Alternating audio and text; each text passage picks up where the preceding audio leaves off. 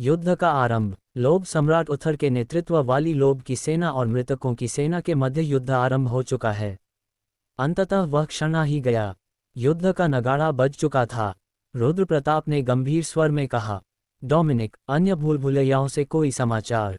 Less than? हाँ स्वामी। Greater than? विशेष कुछ नहीं। सभी शक्तियां तूफान के शांत होने की प्रतीक्षा कर रही हैं। कोई भी इस युद्ध में फंसना नहीं चाहता। उत्तर सुनते ही रुद्र प्रताप ने राक्षसा को पुकारा। आज्ञा दीजिए स्वामी, राक्षसा ने नतमस्तक होकर कहा। जासूसी दस्तों का नेतृत्व करो और पूरे क्षेत्र की छानबीन करो। एक भी कोना अनदेखा न रह जाए। जैसा आदेश। कहते ही राक्षसा अंधकार में विलीन हो गई। इसके बाद रुद्र प्रताप ने डोमिनिक की ओर दृष्टि डाली। मेरी अनुपस्थिति में भूल भुलैया की रक्षा तुम्हारे हाथों में है। Less than? मैं पूर्ण प्रयास करूंगा। आप सावधान रहें। Greater than? रुद्र प्रताप ने पीछे छूटे नागाओं और रक्षकों को देखा, फिर गर्जना की। सभी योद्धा आगे बढ़ो, आगे बढ़ो। सेनापति क्वांस ने आदेश दोहराया और नागा सेना एक लय में आगे बढ़ चली। और तेहागा, नागा ड्रैगन शूरवीरों के साथ अग्रिम पंक्ति संभालो। मार्ग को शुद्ध करो। आज्ञा। और तेहागा 30 ड्रैगन शूरवीरों के साथ अंधकार की ओर टूट पड़ा। क्वांस, पीछे से सहायता देना। आपका आदेश ही मेरा धर्म है महाराज। जब सेना दृष्टि से ओझल होने लगी, तभी एंजेला बोली, क्या आप बहुत शीघ्रता नहीं कर रहे? लोभ सम्राट उथर अकेले भी वेलिसियस को रोक सकता है। रुद्र प्रताप ने ठंडी दृष्टि से पीछे खड़े नागाओं की ओर संकेत किया।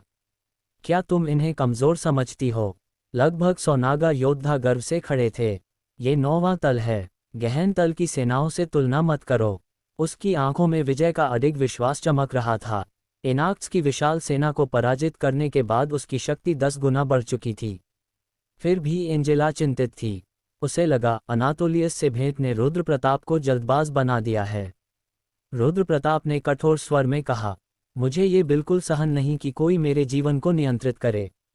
उसने आधा जीवन भूमिगत सुरंगों में दास की तरह बिताया था और शेष जीवन स्वतंत्रता के लिए संघर्ष में। इसीलिए मैं इस परिस्थिति से असंतुष्ट हूँ। अब वह केवल एक साधारण नरक शिशु नहीं था, वह 150 नागा योद्धाओं का स्वामी, नागा दुर्ग का अधिपति और 18,230 सर्पों का राजा था। मैं अनातोलियस की चाल उलट दूंगा, उसने घोषणा की। एंजेला को लगा मानो कोई भविष्यवाणी सुन ली हो। और जब ये युद्ध समाप्त होगा, रुद्र प्रताप ने धीमे किंतु दृढ़ स्वर में कहा, अनातोलियस फिर कभी 9वें तल पर मुझे तुच्छ समझने का साहस नहीं करेगा। रक्त और लौह का गणक, तुम मेरी अपेक्षा से अधिक बुद्धिमान निकले। अनातोलियस, रक्त और लौह का गणक, एक जीवित इस्पात पर्वत के समान था। उसका शरीर नक्काशीदार धातु कवच से ढका था और उसका धातु मुख सौंदर्य और भय दोनों का संगम था। क्षमा करें गणक महोदय, काले व्यापारी की आवाज कांप रही थी। ये तुम्हारा दोष नहीं, अनातोलियस ने कहा, वह हमसे अधिक चतुर निकला। अनातोलियस का प्रभुत्व इतना प्रचंड था कि स्वयं रुद्र प्रताप की रीढ़ में सिहरन दौड़ गई। किंतु परजीवी के श्राव ने उसके भय को निगल लिया। आप जैसे गहन तल के गणक का यहाँ आगमन? रुद्र प्रताप ने प्रश्न किया। मैं केवल एक निवेशक हूँ। अनातोलियस मुस्कुराया। देखने आया हूँ कि मेरा निवेश फलदायी है या नहीं। तो आपकी राय? रुद्र प्रताप ने चुनौती दी। तुम असभ्य हो, घमंडी हो, फिर भी शक्तिशाली हो। एक 9वें तल का भूल भुलैया स्वामी मेरे सामने टिक सका, ये सराहनीय है। क्षण भर में उच्च कुलीन का अधिकार सक्रिय हुआ। आपका शरीर जड़ हो रहा है, पर तभी अदम्य इच्छाशक्ति सक्रिय। आपने उच्च कुलीन के अधिकार का प्रतिरोध किया। अनातोलियस की आंखें चमकीं। बुरा नहीं, तुम उपयोगी मोहरा बन सकते हो। सांप मृतभूमि की ओर कूच। रुद्र प्रताप स्मृति से बाहर आया। अभी खेल में बना रहूंगा। उसकी आंखों में भयावह दृढ़ता थी। नागा सेना मृतभूमि की ओर बिजली सी बढ़ रही थी। मार्ग पहले ही साफ किया जा चुका था। स्वामी, राक्षसा प्रकट हुई। कई जासूस छिपे हैं, आदेश दे तो समाप्त कर दूं। नहीं, रुद्र प्रताप ने कहा, उन्हें देखने दो, वे वेलिसियस को सूचना दे सकते हैं। तो देने दो। उसका स्वर पत्थर जैसा कठोर था। यह उन्हें हमारी शक्ति दिखाने का उत्तम अवसर है। 3 दिन शेष थे और तभी लोभ सम्राट उथर और मृतकों की सेना का युद्ध समाप्त।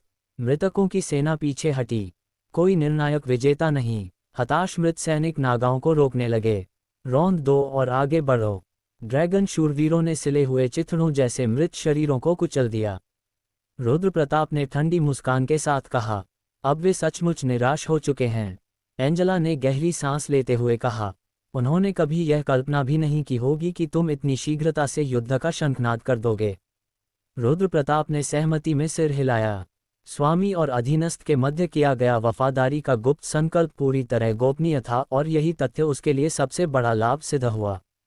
वेलिसियस, मृतलोक का स्वामी, निस्संदेह उदयवीर, लोभ सम्राट को पहले पराजित करना चाहता था ताकि उसकी शक्ति को हड़प कर नागाओं की भूल भुलैया पर निर्णायक आक्रमण किया जा सके।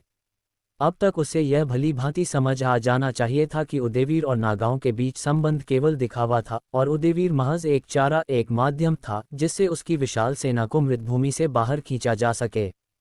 किंतु ये बोध उसे बहुत देर से हुआ। जो मृतकों की सेना उदयवीर और उसकी लोभ सेना को कुचलने के लिए भेजी गई थी, उसे वापस लौटने में कम से कम 1 सप्ताह लगना तय था। दूसरी ओर नागा सेना पहले ही शमशान भूमि मृतलोक के हृदय के अत्यंत समीप पहुंच चुकी थी कि एक और मृत सैनिक जो नागाओं पर झपटा था, नागा ड्रैगन शूरवीरों के पैरों तले रौंदा गया और पल भर में चूर चूर हो गया। इस बेतरतीब झुंड को आक्रमण कहना भी हास्यास्पद था। ये दृश्य देखकर रुद्र प्रताप के होंठों पर एक ठंडी, उपहासपूर्ण मुस्कान उभर आई। लगातार हो रहे छोटे मोटे हमलों को निष्फल करते हुए उसने अंततः अपने संदेह की पुष्टि कर ली।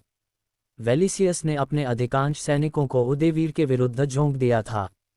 कोई नहीं जानता था कि यह निर्णय शमशान भूमि की विशेष प्रकृति के कारण लिया गया था या फिर वह उदयवीर से अपने पुराने हिसाब चुकता करना चाहता था, किंतु इसमें कोई संदेह नहीं था कि यह एक अत्यंत साहसी और धूर्त चाल थी। और अब वही साहस वेलिसियस के लिए अभिशाप बन चुका था। तेज चलो! रुद्र प्रताप की गर्जना गूंज उठी। अगर उन सड़ांध मारते मरे हुओं से कुश्ती नहीं लड़नी तो गति और बढ़ाओ। उसके शब्दों के साथ ही नागा सेना ने और अधिक वेग पकड़ लिया, मानो मृतलोक स्वयं उनके कदमों की गूंज से कांप उठा हो। युद्धोपरांत लूट और मृतलोक का द्वार। युद्ध समाप्त हो चुका है। मृतकों का संहार कर उन्हें पुनः उसी लोक में भेज दिया गया है जहां उनका स्थान था। युद्ध की समाप्ति की घोषणा के साथ अनेक संदेश एक के बाद एक प्रकट हुए, किंतु रुद्र प्रताप ने सिर का हल्का सा झटका देकर उन्हें अनदेखा कर दिया। कुछ बिखरे हुए मृत सैनिकों को पराजित कर देना किसी विजय की श्रेणी में नहीं आता था। मुझे पूरा विश्वास है, उसने गहरी, ठंडी आवाज में कहा, कि यह सब अभी समाप्त नहीं हुआ है। यद्यपि वेलिसियस, मृतलोक का राजा, अब शायद अपने अधीन कोई अतिरिक्त सेना न रखता हो, फिर भी ऐसा चालाक और षड्यंत्रकारी प्राणी बिना किसी घातक योजना के पराजय स्वीकार कर ले यह असंभव था। अब जबकि रुद्र प्रताप और उसकी नागा सेना शमशान भूमि से केवल 1 कदम दूर थी, ये वेलिसियस का अंतिम अवसर था कि वह अपना अंतिम तुरुप का पत्ता खेले। नागाओं की पदयात्रा का असामान्य रूप से शांत और निर्विघ्न होना रुद्र प्रताप को भीतर से और अधिक असहज कर रहा था। उसने तुरंत आदेश दिया, गति धीमी करो और चारों ओर की गहन जांच पर पूरा ध्यान दो। रिक्शाशा और अन्य टोही दल चारों दिशाओं में फैल गए और भूमिगत मार्गों का सूक्ष्म निरीक्षण करने लगे। प्रकट हो जाओ, वेलिसियस! रुद्र प्रताप ने धीमे स्वर में फुसफुसाया, मानो स्वयं अंधकार को चुनौती दे रहा हो। ये तुम्हारा अंतिम अवसर है। शायद मृतलोक ने उन शब्दों को सुन लिया। अचानक पूरा भूमिगत संसार कांप उठा। वो की एक भयानक, सिहरन पैदा कर देने वाली हवा की चीख सुनाई दी और घनी, स्याह अंधकार की परतें फैलने लगी, यहाँ तक कि पहले से मंद प्रकाश वाला मार्ग भी पूरी तरह निगल लिया गया। परजीवी ने घातक संकट को महसूस किया है। परिवेश मृत्यु आभा से भरा हुआ है। मृत्यु आभा, जिसे नकारात्मक ऊर्जा भी कहा जाता है, सभी जीवित प्राणियों के हृदय में भय का बीज बो देती है। नागा इस मृत्यु आभा से प्रभावित हो रहे हैं। अजेय सेनापति के कारण नागाओं ने मृत्यु आभा का प्रतिरोध किया है। फिर भी ये घातक ऊर्जा वातावरण में बनी हुई है। संदेश चेतावनी की भांति बार बार चमक रहे थे, परंतु संदेशों के बिना भी रुद्र प्रताप को स्पष्ट अनुभव हो रहा था कि कोई अत्यंत भयावह घटना घटने वाली है। वह दुष्ट ऊर्जा उसकी त्वचा को चुभ रही थी और अस्वाभाविक अंधकार उसके अंतःचेतना में खतरे की घंटी बजा रहा था। पूरा भूमिगत क्षेत्र एक विशाल शमशान में परिवर्तित हो चुका है। हर कण रक्त से सना है और हर कोने में मृत्यु घटित हुई है। कृत्रिम रूप से संचित यह मृत्यु आभा कभी शुभ संकेत नहीं लाती। यदि इसे शीघ्र न हटाया गया तो कोई भयावह आपदा अवश्य घटेगी। दोनों सिरों से मृत्यु आभा नागाओं की ओर रेंगती चली आ रही थी। अंधकार को एकत्र न होने दो। रुद्र प्रताप का आदेश गूंजा। नागा ड्रैगन शूरवीरों ने एक साथ अपने पूंछों को संरक्षक ड्रैगनों की गर्दन में लपेट लिया। 6 पैरों वाले वे विशाल ड्रैगन आगे बढ़े, उनके जबड़े इतने चौड़े थे कि किसी भी प्राणी को निगल सकते थे। उनके मुख के भीतर अग्नि की ज्वाला सुलगने लगी। क्या आग! तंग सुरंग में अग्नि का सैलाब उमड़ पड़ा। अंधकार चीख उठा और तड़पने लगा। फिर से अब ओर्तेहगा भी अग्रिम पंक्ति में आ गया और उसने भी अग्नि उगली। रक्त लाल लपटों ने अंधकार को क्षणिक रूप से पीछे धकेला, किंतु वह और अधिक गहरे और अधिक सघन रूप में पुनः इकट्ठा होने लगा। उच्च श्रेणी के नागा जादूगर और शेष ड्रैगन शूरवीर उसे रोकने का भरसक प्रयास करते रहे, परंतु वे केवल मृत्यु आभा को पास आने से रोक पा रहे थे, नष्ट नहीं कर पा रहे थे। जब संरक्षक ड्रैगनों की अग्नि समाप्त हो गई और वे हाँफने लगे, तब अंधकार एकत्र होकर एक विशाल पिंड में बदल गया। अत्यधिक संकेंद्रित मृत्यु आभा ने भूमिगत क्षेत्र में हुई असंख्य मौतों के साथ मिलकर घूल द्वार खोल दिया है। अनगिनत युगों से संचित भूमिगत लोक का द्वेष साकार होने लगा है। सबसे भयावह प्राणी घूल सेना इस संसार में प्रकट हो चुकी है। घूल जीवितों से अथाह घृणा करते हैं। भूमिगत की ठोस धरती फटने लगी और दरारों से पीले पड़ चुके कंकालों के हाथ बाहर निकल आए, दर्जनों फिर सैकड़ों। जब वे पूरी तरह प्रकट हुए तो भूमिगत लोक स्वयं नरक बन चुका था। युद्ध के लिए तैयार हो जाओ। नागाओं ने तुरंत भाले और खंजर थाम लिए और उनका युद्ध उत्साह चरम पर पहुंच गया। उन्हें मिटा दो, रुद्र प्रताप का आदेश पड़ा। उच्च श्रेणी के नागा जादूगरों ने मंत्रों के अंतिम शब्द उच्चारित किए और नागा तांत्रिकों की गूंजती धुन वातावरण में फैल गई। युद्ध आरंभ हो चुका है। घूलों की भूमि में जो भी मरेगा वह अनंत पीड़ा भोगेगा और अपने ही साथियों का मांस और आत्मा पाने को तरसेगा। चेतावनियां गंभीर थीं, परंतु रुद्र प्रताप के चेहरे पर भाव की रेखा तक नहीं हिली। सेनापति की विशिष्ट क्षमता, रणभूमि का आधिपत्य सक्रिय हुआ। नागाओं की संयुक्त युद्ध क्षमता में भारी वृद्धि हुई है। वे आपकी सबसे धीमी फुसफुसाहट तक का पालन करेंगे। नागा संरचना और अधिक सुदृढ़ तथा लचीली हो गई है। इसके साथ ही नागाओं ने अभेद्य मोर्चा बांध लिया। ड्रैगन शूरवीर भूलों को रौंदते चले गए, जादूगरों की हिमवृष्टि गिरी, योद्धाओं की ढालों ने कंकाल चूर कर दिए और योद्धा सैनिकों की कुल्हाड़ियों ने उन्हें धूल बना दिया। यद्यपि नागा सेना अत्यंत शक्तिशाली थी, फिर भी युद्ध भीषण था। घूल अनवरत आते रहे, असंख्य, अंतहीन।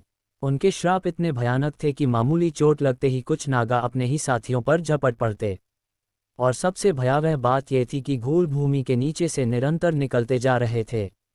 अंततः जब सब कुछ थम गया, थके हुए नागा भूमि पर ढह गए। युद्ध समाप्त हो चुका है।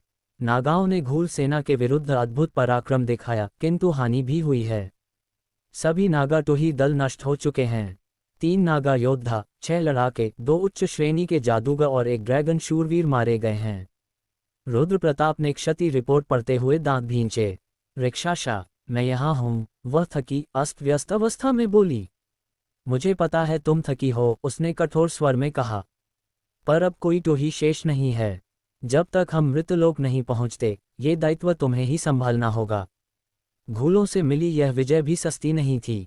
साधारण सेना तो कब की नष्ट हो चुकी होती। इसीलिए रुद्र प्रताप ने ठहरने के बजाय गति बढ़ा दी, और जैसा उसने अनुमान लगाया था, शमशान भूमि, जो सामान्यतः मृत्यु आभा से घिरी रहती थी, अब एक निर्जन भूलभुलैया मात्र थी। यहाँ कोई जाल नहीं है। रिक्षाशा ने पीले चेहरे से सूचना दी। रुद्र प्रताप नागाओं को लेकर स्वामी कक्ष की ओर बढ़ा। वहाँ सिंहासन पर बैठा वेलिसियस उसकी प्रतीक्षा कर रहा था। तो तुम ही नागाओं के राजा हो। सुई जैसे चिन्हों से भरा, अत्यंत थका हुआ वेलिसियस स्पष्ट रूप से अपनी अंतिम शक्ति झोंक चुका था। जैसा कि रुद्र प्रताप ने पहले ही अनुमान लगा लिया था, मृतलोक के राजा वेलिसियस ने घूल द्वार खोलने में अपनी अधिकांश जीवन ऊर्जा झोंक दी थी। ये बात उसके शरीर से साफ झलक रही थी। बोलते समय उसका मांस झरझर कर टूट रहा था और उसकी आंखों में अब न तो चेतना थी, न ही वह भयावह चमक जो कभी नीलामी में पहली बार उसे देखकर महसूस हुई थी। उस समय की तुलना में वह अब कई गुना दुर्बल प्रतीत हो रहा था। किसने सोचा था कि लोभ का राजा उथर तुम्हारे पक्ष में खड़ा होगा? वेलिसियस ने कड़वाहट से भरे स्वर में कहा। शुरू से अंत तक मैं तुम्हारे ही हाथों में खेलता रहा। कितना विडंबनापूर्ण है ये। रुद्र प्रताप ने उसे नापसंदगी भरी दृष्टि से देखा। मुझे तो तुम्हारे विरुद्ध सीधे युद्ध करना चाहिए था, घूल द्वार खोलने की मूर्खता क्यों की? वेलिसियस अपने फटे चिथड़े होंठों से बुदबुदाता रहा। अचानक उसकी आवाज रुक गई। रुद्र प्रताप ने एक ही झटके में आगे बढ़कर उसकी गर्दन पकड़ी और उसे जमीन पर पटक दिया। जो प्राणी कभी मृतलोक का राजा कहलाता था, उसके लिए ये दृश्य अत्यंत दयनीय था, किंतु रुद्र प्रताप के मन में कोई करुणा नहीं उपजी। उल्टे वेलिसियस की इस दशा को देखकर उसे संतोष ही हुआ। मुझे सिंहासन पर बैठे किसी पराजित की बकवास देखना बिल्कुल पसंद नहीं, उसने ठंडे स्वर में कहा। जब वेलिसियस अपने जीवन के पहले और सबसे बड़े अपमान से उबरने का प्रयास कर रहा था, रुद्र प्रताप हड्डियों से बने सिंहासन पर बैठ गया और निश्चिंत भाव से पैर पर पैर चढ़ा लिया। पराजित लोग बोलते नहीं हैं, है न? उसकी ठंडी मुस्कान और जीभ की हल्की चुटकी के साथ उसकी दृष्टि भूलभुलैया के कोर पर जा टिकी। सामान्य कोर की तुलना में उसकी आभा बेहद मध्यम थी, मानो किसी भी क्षण बुझने वाली हो। ये दृश्य रुद्र प्रताप को तनिक भी संतुष्ट नहीं कर सका। मेरे लिए सबसे बड़ा अफसोस यही है कि मैं वह तुरुप का पत्ता नहीं चला पाया जो मैंने तुम्हारे लिए बचा रखा था। वेलिसियस ने रक्त उल्टी जैसी अवस्था में चिल्लाते हुए कहा, किसी तरह उठने की कोशिश करते हुए, किंतु रुद्र प्रताप उसकी ओर देख भी नहीं रहा था। अफसोस, ये भूल भुलैया तो पूरी तरह बेकार हो चुकी है। यह आवाज़ कहीं से भी प्रकट हुई। ऊर्जा शून्य वेलिसियस ने उस आवाज़ के स्वामी की उपस्थिति तक महसूस नहीं की थी। वह हड़बड़ा कर मुड़ा। तुम कौन हो? इस अवस्था में आपसे भेंट होना वास्तव में खेदजनक है, महाराज वेलिसियस। स्वामी कक्ष में उपस्थित व्यक्ति कोई और नहीं बल्कि एक ब्लैक मर्चेंट था। औपचारिकताओं को बाद में रखना, रुद्र प्रताप ने शांत किंतु निर्णायक स्वर में कहा। पहले जरूरी हिसाब निपटा लेते हैं। जिस समझौते पर बात हुई थी उसी के अनुसार कीमत तय करो। किस समझौते की बात हो रही थी, ये वेलिसियस के लिए पूरी तरह असमझ था। वह शून्य दृष्टि से इस दृश्य को देखता रह गया। लगता है इस सौदे में एक बार फिर हम ब्लैक मर्चेंट्स को ही घाटा उठाना पड़ेगा, व्यापारी ने खिन्न स्वर में कहा। मैंने अपने सभी वादे निभाए हैं, रुद्र प्रताप ने ठंडेपन से उत्तर दिया। मैंने भूल भुलैया को हाथ तक नहीं लगाया क्योंकि तुम नहीं चाहते थे कि भूमिगत लोक से एक और भूल भुलैया गायब हो। कोर की यह हालत वेलिसियस की वजह से हुई है, मेरी नहीं। इसलिए हिसाब पुराने समझौते के अनुसार ही होगा। ब्लैक मर्चेंट ने भारी मन से आह भरी। क्यों, जब भी तुम किसी भूल भुलैया में शामिल होते हो वह नष्ट ही हो जाती है। मुझे डर लगने लगा है कि कहीं 9वें तल पर एक भी भूल भुलैया न बचे। उसने मध्यम चमकते कोर का मूल्यांकन शुरू किया, जबकि रुद्र प्रताप उदासीन भाव से देखता रहा। लगभग 70 सैनिक और बेसिलिस्क राजा तथा रक्त तेंदुए से बनी काइमेराएं। व्यापारी ने अपनी छोटी उंगली उठाकर गणना की, मानो कोई साधारण वस्तु तौल रहा हो। तभी वेलिसियस को सच्चाई का आभास हुआ। तुम्हारी इतनी हिम्मत! वह क्रोध से गरजा, किंतु ब्लैक मर्चेंट ने उसे पुनर्तः अनदेखा कर दिया। उसने अपनी दीन सी झुकी हुई पीठ सीधी की और मृतलोक के राजा को ऐसे देखा जैसे वह कोई तुच्छ दास हो। इस अपमान से वेलिसियस का रक्त खौल उठा और वह अपनी अंतिम शक्ति बटोरकर उसकी ओर लड़खड़ाता हुआ बढ़ा। अब बस एक अंतिम वस्तु बची है, ब्लैक मर्चेंट ने विचारमग्न स्वर में कहा। इसका क्या करने का इरादा है? इसके लिए तुम मुझे कितनी कीमत देने को तैयार हो? रुद्र प्रताप ने पूछा। वेलिसियस ठीक ब्लैक मर्चेंट के सामने आ पहुंचा, किंतु व्यापारी की आंखों में झलकती निष्ठुरता देखकर उसका क्रोध पल भर में ठंडा पड़ गया और उसका शरीर जड़ हो गया। जीवन ऊर्जा का पात्र टूट चुका है और शरीर भी कोई विशेष नहीं, ब्लैक मर्चेंट ने निर्ममता से कहा। इसके लिए मैं ज्यादा नहीं दे सकता, फैसला तुम्हारा है, मुझे बस भुगतान कर वस्तु लेनी है। अब वेलिसियस समझ चुका था कि वह अंतिम वस्तु स्वयं क्या है। ये बोध होते ही वह पूरी तरह टूट गया और निराशा में धरती पर ढह गया। लेकिन ये कभी मृतलोक का राजा कहलाता था, रुद्र प्रताप ने विचार करते हुए कहा। इसे कौड़ियों के भाव बेचना थोड़ा अजीब लगेगा, तो फिर क्या करने का विचार है? ब्लैक मर्चेंट ने पूछा। विजेता होने के नाते, रुद्र प्रताप ने शांत किंतु निर्णायक स्वर में कहा, मैं मृतभूमि और उससे जुड़ी इस भूल भुलैया का स्वामित्व तुम्हें सौंपता हूँ, हे श्याम व्यापारी। श्याम व्यापारी ने हल्की संतुष्टि के साथ सिर झुकाया। यह एक विवेकपूर्ण निर्णय है। फिर भी वह रुद्र प्रताप की ओर कुछ क्षणों तक देखता रहा, मानो ये परख रहा हो कि क्या वह फिर से कोई दुस्साहसी चाल चलने वाला है। परंतु ये प्रतीक्षा अधिक देर तक नहीं चली। लेकिन रुद्र प्रताप ने आगे कहा, इस सौदे की एक शर्त है। अब क्या? श्याम व्यापारी ने असहज स्वर में कहा। इस बार तो हमने स्पष्ट समझौता किया है, पिछली बार जैसा कुछ नहीं होगा।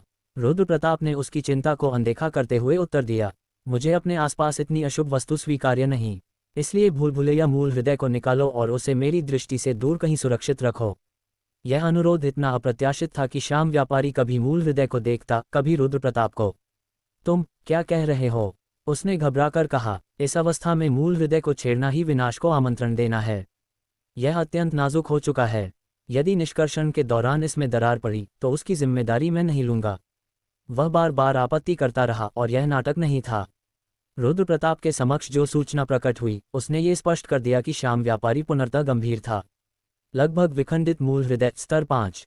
वह शक्तिशाली हृदय जिसने कभी मृतभूमि पर शासन किया और असंख्य मृत प्राणियों को नियंत्रित किया, अब अत्यधिक क्षतिग्रस्त अवस्था में है। पुनर्स्थापना हेतु भारी संसाधन और दीर्घ समय की आवश्यकता होगी। निष्कर्षण का कोई भी प्रयास 50% संभावना से मूल हृदय को नष्ट कर सकता है। 50%। ये जोखिम किसी भी व्यापारी के लिए अस्वीकार्य था, विशेषकर उस श्याम व्यापारी के लिए जो भूल भुलैयाओं को अधोलोक की नींव मानता था। तो फिर? रुद्र प्रताप ने दोहराया। मुझे यह मृतभूमि तनिक भी प्रिय नहीं। श्याम व्यापारी विवश होकर चुप रहा। ये देख, रुद्र प्रताप ने शांत स्वर में सुझाव दिया, ऐसा नहीं है कि हमारे पास कोई समाधान नहीं। समाधान। व्यापारी की आंखों में आशा चमकी। यदि निष्कर्षण नहीं करना पड़े तो मैं कुछ भी कर सकता हूं। तुम और तुम्हारे जैसे सभी श्याम व्यापारी सबसे अधिक किस बात से डरते हो? रुद्र प्रताप ने पूछा। भूल भुलैयाओं के अधोलोक से लुप्त हो जाने से। सही कहा ना? हाँ, व्यापारी ने सिर हिलाया। भूल भुलैया ही अधोलोक की जड़ हैं। तो फिर यह वार्ता लंबी नहीं होगी, रुद्र प्रताप ने मंद मुस्कान के साथ कहा। उसने कुछ बाहर निकाला। इस टूटे हुए मूल हृदय को पुनर्स्थापित करो। बदले में तुम्हें भरपूर पारितोषिक मिलेगा। श्याम व्यापारी की सांस अटक गई। ये तो रक्तेंदुए का हृदय, रुद्र प्रताप ने सहजता से कहा। वह उस धड़कते हुए रत्न को हवा में उछालकर फिर थामता रहा, जबकि श्याम व्यापारी विस्मय से देखता रह गया। और हाँ, रुद्र प्रताप ने जोड़ा, यही तुम्हारे प्रिय भूल भुलैया मूल हृदय का पात्र भी बनेगा। सौदे के बाद। सौदा पूर्ण होते ही श्याम व्यापारी भूल भुलैया से शीघ्र निकल गया, मानो भय हो कि कहीं समय के साथ मूल हृदय स्वयं ही न बिखर जाए। ये सौदा बुरा तो नहीं रहा है न? रुद्र प्रताप ने संतोषपूर्वक वैलीश्वर की ओर देखते हुए कहा। जिसने अपने जीवन की सारी उपलब्धियां अपनी आंखों के सामने लुटते देखी थी, वह मृतलोक सम्राट अब पुनर्तः जीवन इच्छा खो चुका था। मैं समझ नहीं पा रहा, वैलीश्वर ने शून्य दृष्टि से कहा। समझने की आवश्यकता भी नहीं, रुद्र प्रताप ने उत्तर दिया। अब इसका तुमसे कोई संबंध नहीं। वास्तव में रुद्र प्रताप ने चौथे तल से प्राप्त भूल भुलैया मूल हृदय को देकर मृतभूमि के स्तर 5 मूल हृदय की पुनर्स्थापना करवा ली थी। यह उसके लिए एक आदर्श सौदा था, कम मूल्य की वस्तु के बदले कहीं अधिक शक्तिशाली धरोहर। मुकुट अंतिम निर्णय। तो अब इसे समाप्त करें, रुद्र प्रताप ने सिंहासन से कहा। वैलीश्वर ने आंखें मूंद लीं। तुम्हारे पास 2 विकल्प हैं, रुद्र प्रताप ने कहा। पहला, तुम्हें उस श्याम व्यापारी को बेच दिया जाए और तुम्हारे शरीर का हर अंश नीलामी में उतार दिया जाए। दूसरा, उसकी दृष्टि तीखी हो गई। तुम मेरे शूरवीर बनो। सूचनाएं चमकीं। अधोलोक बैरन की क्षमता, वफादारी की शपथ सक्रिय। वैलीश्वर, मृतलोक सम्राट, तृतीय शूरवीर नियुक्त। वैलीश्वर ने कांपते होंठों से भूमि को चूमा। मेरे स्वामी, रुद्र प्रताप हंस पड़ा। हा हा हा। विजेता अपने सिंहासन पर विराजमान था, पराजित जो कभी सब कुछ चाहता था अब मौन में झुका पड़ा था। अमावस्या आगे मृतभूमि पर श्याम व्यापारियों का ध्वज फहराने लगा। व्यापारी आवश्यक जनशक्ति के साथ लौट आया। इसमें कितना समय लगेगा? रुद्र प्रताप ने पूछा। इस कार्य में कितना समय लगेगा? रुद्र प्रताप ने शांत किंतु गंभीर स्वर में पूछा। श्याम व्यापारी ने गहरी सांस लेते हुए उत्तर दिया। कम से कम 1 पूरा मास लगेगा। पहले हमें उस टूटे हुए पात्र को पुनः सुदृढ़ करना होगा, उसके बाद भूल भुलैया में दंगन ऊर्जा का पुनर्भरण करना पड़ेगा।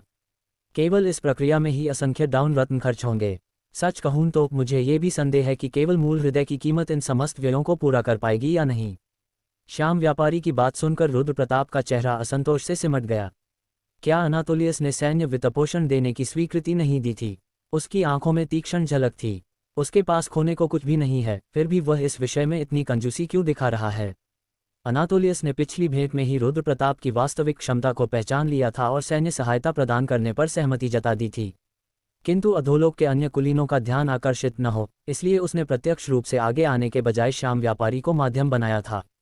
रुद्र प्रताप भली भांति जानता था कि अनातोलियस द्वारा दी गई सैन्य निधि न केवल एक भूल भुलैया मूल हृदय को पुनर्स्थापित करने के लिए पर्याप्त थी, बल्कि उससे एक नई भूल भुलैया तक रची जा सकती थी। अतः ये स्पष्ट था कि श्याम व्यापारी केवल नाटक कर रहा था। लेकिन यदि मैं हर बार तुम्हारी हर इच्छा मानता रहूं तो मेरे लिए भी मुश्किलें खड़ी हो जाएंगी, श्याम व्यापारी ने खींचते हुए शिकायत की। ऐसा है, रुद्र प्रताप ने हल्की मुस्कान के साथ कहा। ठीक है, तुमने अब तक मेरी कुछ सहायता की है, अगली बार मैं तुम्हारे लिए अच्छा शब्द कहने का प्रयास करूंगा। अब तक श्याम व्यापारी के साथ हुए सौदे रुद्र प्रताप के लिए अत्यंत लाभकारी सिद्ध हुए थे, इसलिए उसने इस बार थोड़ा समझौता कर लेना ही उचित समझा। नवम तल पर अभी और भी अनेक भूल भुलैयाएं विजय के लिए शेष थीं। ऐसे में श्याम व्यापारियों को एक बार की रियायत देना कोई बड़ी समस्या नहीं थी। वास्तव में उनके साथ संबंधों को और सुदृढ़ करना भविष्य के लिए अधिक लाभकारी ही था, क्योंकि उनकी सहायता से नवम तल तक पहुंचना बिना उनकी सहायता के तुलना में कहीं अधिक सरल था। तो फिर शीघ्र ही पुनः भेंट होगी, श्याम व्यापारी ने विदा लेते हुए कहा। मैं अधिक दूर नहीं रहूंगा, रुद्र प्रताप ने उत्तर दिया। उसने कुछ नागाओं को भूल भुलैया की सुरक्षा हेतु वहीं छोड़ दिया और मृतभूमि से बाहर निकलते हुए पुकारा, हम वापस लौट रहे हैं। रुद्र प्रताप के साथ साथ नागाओं ने भी एक स्वर में गर्जना की और पुनः यात्रा पर निकल पड़े। मृतसेना और वैलीश्वर द्वारा अंतिम क्षणों में बुलाई गई मृतसेना रुद्र प्रताप की अपेक्षा से कहीं अधिक शक्तिशाली मंत्र सिद्ध हुई थी। वैलीश्वर को जीवित बनाए रखने के लिए नागा पुरोहितों को उसे निरंतर उपचार मंत्रों के अधीन रखना पड़ रहा था। मुझे समझ नहीं आता कि तुमने इस कबाड़ को अपने साथ क्यों रखा, अंजलिका ने टिप्पणी की। ये तो पूरी तरह निष्प्रयोज्य प्रतीत होता है। रुद्र प्रताप ने अंजलिका की कठोर आलोचना पर सिर हिलाया। भले ही वह अभी इस दशा में हो, किंतु अपने ढंग से वह उपयोगी सिद्ध होगा। केवल उसकी नेक्रोमेंसी मृतविद्या की क्षमता ही उसे मृतलोक सम्राट कहे जाने का अधिकार देती थी। यद्यपि अब वह पहले जैसी शक्ति से आह्वान नहीं कर सकता था, परंतु रुद्र प्रताप के लिए इतना ही पर्याप्त था कि वह वैलीश्वर की क्षमताओं को साझा कर सकता था। फिर भी सावधान रहना, अंजलिका ने चेतावनी दी। उथर की तरह ये भयभीत नहीं है, ये प्राणी खतरनाक है। क्या वफादारी की शपथ भी अंजलिका को आश्वस्त नहीं कर सकी थी। रुद्र प्रताप की दृष्टि में वह वैलीश्वर के विषय में कुछ अधिक ही सतर्क थी। अभी वह दुर्बल है, अंजलिका ने आगे कहा, पर जैसे ही उसकी शक्ति लौटेगी उसका स्वभाव बदल सकता है। एक बार भी सतर्कता छोड़ी तो ये तुम्हारे गले तक पहुंच सकता है। उसी समय वैलीश्वर का उपचार कर रहे नागा पुरोहित ने ऊपर देखते हुए कहा, वह तभी संभव है यदि उसकी शक्ति वास्तव में लौटे। उन शब्दों को सुनते ही रुद्र प्रताप की आंखों में ठंडा निसंवेदन प्रकाश चमक उठा। मुकुट विजय के बाद लेस देन तुम्हारी विजय पर बधाई हो, ग्रेटर दैन, डोमिनिका ने कहा जब रुद्र प्रताप वापस पहुंचा। डोमिनिका के झुकने पर रुद्र प्रताप ने सिर हिलाया। रेंजर पूरी तरह नष्ट हो चुके हैं। अंतिम क्षणों में मैं एक जाल में फंस गया और कुछ अनावश्यक क्षति उठानी पड़ी। ये दुर्भाग्यपूर्ण है। सौभाग्यवश रिक्षाशा जीवित बच गया था। लेस देन वैलीश्वर मृतलोक सम्राट नवम तल के सबसे शक्तिशाली प्राणियों में से एक है, नागराज बेसिलिस्क अनाक्स के समकक्ष। ऐसे शत्रु के विरुद्ध बिना किसी क्षति की आशा रखना लोभ होगा। इस बार उथर ने अपना कार्य भली भांति किया, ग्रेटर दैन, डोमिनिका ने कहा। रुद्र प्रताप ने सहमति में सिर हिलाया। यदि उथर ने मुख्य सेना को न रोका होता तो क्षति कहीं अधिक होती। वह सिंहासन पर बैठ गया, फिर भी मन में हल्का सा खेद शेष था। हमारे रेंजरों की क्षति की पूर्ति करो, उसने आदेश दिया, और भूल भुलैया की बाहरी सीमा पर एक सुरक्षा घेरा स्थापित करो, वहां सेनाओं को ठहराया जाएगा। लेस देन सेनाएं, ग्रेटर दैन, डोमिनिका ने उत्सुकता से सिर तिरछा किया, क्योंकि घोंसला पहले ही सभी नागाओं को समाहित करने हेतु विस्तारित किया जा चुका था। रुद्र प्रताप केवल मंद मुस्कान के साथ बोला, वे हमारे युद्ध लाभ हैं। द मर्सनरी, अब आप मलाक्षस, हथौड़ा और निहाई के सम्राट के साथ गठबंधन में हैं। ये गठबंधन केवल नामात्र का है, क्योंकि मलाक्षस उस नागा दुर्ग से भयभीत है जिसने मृतभूमि तक को जीत लिया। वह किसी भी मूल्य पर मैत्री बनाए रखना चाहता है। आपकी विजय पर हार्दिक बधाई। ये हमारे सम्राट की ओर से एक छोटा सा उपहार है, मलाक्षस के दूत मेलक ने गहरे झुकते हुए कहा और दोनों हाथों से एक सुदृढ़ संदूक आगे बढ़ाया। उसने संदूक को हल्के से हिलाया, अंदर से भारी ठोस धातु के टकराने की स्पष्ट ध्वनि आई। आपको मलाक्षस की ओर से कर भेंट प्राप्त हुई है। बौने शांति बनाए रखने के लिए नियमित रूप से कर अर्पित करेंगे। आपको बौनों द्वारा स्वयं निर्मित श्रेष्ठ कारीगरी कवच एवं तलवार का पूर्ण सेट प्राप्त हुआ है। अधोलोक में भी बौनों की शिल्पकला अतुलनीय मानी जाती है। मेलक द्वारा संदूक खोलने पर रुद्र प्रताप ने भीतर झांका। अंदर एक चमकता हुआ कवच और असाधारण रूप से संतुलित तीक्ष्ण धार वाली तलवार रखी थी। पहली दृष्टि में ही वह साधारण हथियार नहीं प्रतीत होती थी। रुद्र प्रताप ने शांत स्वर में कहा, अपने सम्राट से कहना कि नागा कभी भी बौनों के क्षेत्र पर आक्रमण नहीं करेंगे जब तक कि तुम पहले हमारी ओर पीठ न मोड़ो। ये सुनकर हमारे सम्राट अत्यंत प्रसन्न होंगे, मेलक ने आदरपूर्वक उत्तर दिया। बौनों का दल संतुष्ट भाव से भूल भुलैया से विदा हो गया। हंसिया चांद प्रभाव और थकान, मैं अब और यह सब झेल नहीं सकता। रुद्र प्रताप ने गहरी सांस छोड़ते हुए बुदबुदाया। इस प्रकार बिना निरर्थक युद्ध के अपना प्रभाव बढ़ाना कहीं अधिक लाभकारी है। जब तक आप स्वस्थ और सशक्त हैं, वे आपके विरुद्ध सोचने का साहस भी नहीं करेंगे। डोमिनिका ने उसे सांत्वना दी। वह सही थी। बौनों की भूल भुलैया बहुत दूर थी, उस पर आक्रमण करने में कोई तत्काल लाभ नहीं था। इस प्रकार कर भेंट प्राप्त करना कहीं अधिक बुद्धिमानी भरा उपाय था। निस्संदेह भविष्य में उन्हें भी अधीन करना होगा, परंतु अभी नहीं। क्या अब ये सब समाप्त हुआ? रुद्र प्रताप ने पूछा। हाँ, रेंजरों की रिपोर्ट के अनुसार अब कोई और प्रतिनिधि नहीं आने वाला। तभी रुद्र प्रताप ने राहत की सांस ली और भूल भुलैया के प्रवेश द्वार के समीप बने अस्थायी दरबार से उठ खड़ा हुआ। ये स्थान इसलिए बनाया गया था क्योंकि दूतों को भूल भुलैया की गहराइयों में प्रवेश की अनुमति नहीं थी, किंतु नागा कारीगरों की उन्नत कला के कारण ये कक्ष अब सम्मानजनक प्रतीत होता था। वैलीश्वर कहाँ है? रुद्र प्रताप ने पूछा। वह अपने आवंटित कक्ष में स्वयं को बंद कर चुका है और काइमेरा अनुसंधान में लीन है। संभवतः वह अपने नष्ट हुए पात्र के स्थान पर नया शरीर गढ़ने का प्रयास कर रहा है। युद्ध में पराजय, अपने राज्य का नियंत्रण खोना और विवश अधीनता, इन सब के बाद वैलीश्वर किसी भी प्रकार स्वयं को पुनः स्थापित करना चाहता था। वह भ्रम में जी रहा है। रुद्र प्रताप ने ठंडे स्वर में कहा। यदि वह स्वयं को व्यस्त न रखे तो यह अपमान वह सहरे वे नहीं कर पाएगा।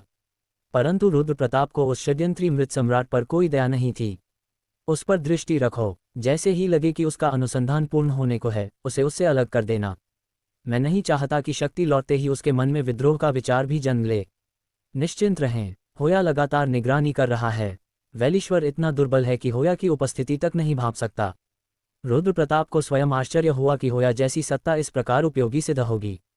सच ही है, इस संसार में कुछ भी निरर्थक नहीं, उसने निर्मम मुस्कान के साथ कहा। डोमिनिका ने सहमति में सिर हिलाया। पृथ्वी विस्तारित प्रभुत्व। वैलीश्वर के साथ युद्ध समाप्त हुए एक पूर्ण मास बीत चुका था। इस अवधि में असंख्य प्रतिनिधि आए, गठबंधन का प्रस्ताव रखा और चले गए। रुद्र प्रताप ने स्वयं चुन चुनकर 4 गठबंधनों को स्वीकार किया। मलाक्षस, हथौड़ा निहाई सम्राट; गोरिथोस, दलदल सम्राट; हेकारिम, घुमंतुओं का राजा; आर्याना, माया भ्रम की रानी। तत्काल उनका उपयोग करना संभव न था, किंतु उनका झुकना ही पर्याप्त था। यह इस बात का प्रमाण था कि नागा दुर्ग अब कितनी भयावह शक्ति बन चुका था। जब तक मृतभूमि और उत्सव भवन पूर्ण रूप से सक्रिय न हो, हम आंतरिक सुदृढ़ीकरण पर ध्यान देंगे। जैसा स्वामी की इच्छा। डोमिनिका झुकी और फिर अदृश्य हो गई। चेरी ब्लोसम यून्ही और भविष्य। डोमिनिका के जाते ही रुद्र प्रताप यून्ही को खोजने निकल पड़ा। यून्ही अब उसे पहचानने लगी थी, भले ही वह भाव सूक्ष्म ही क्यों न हो।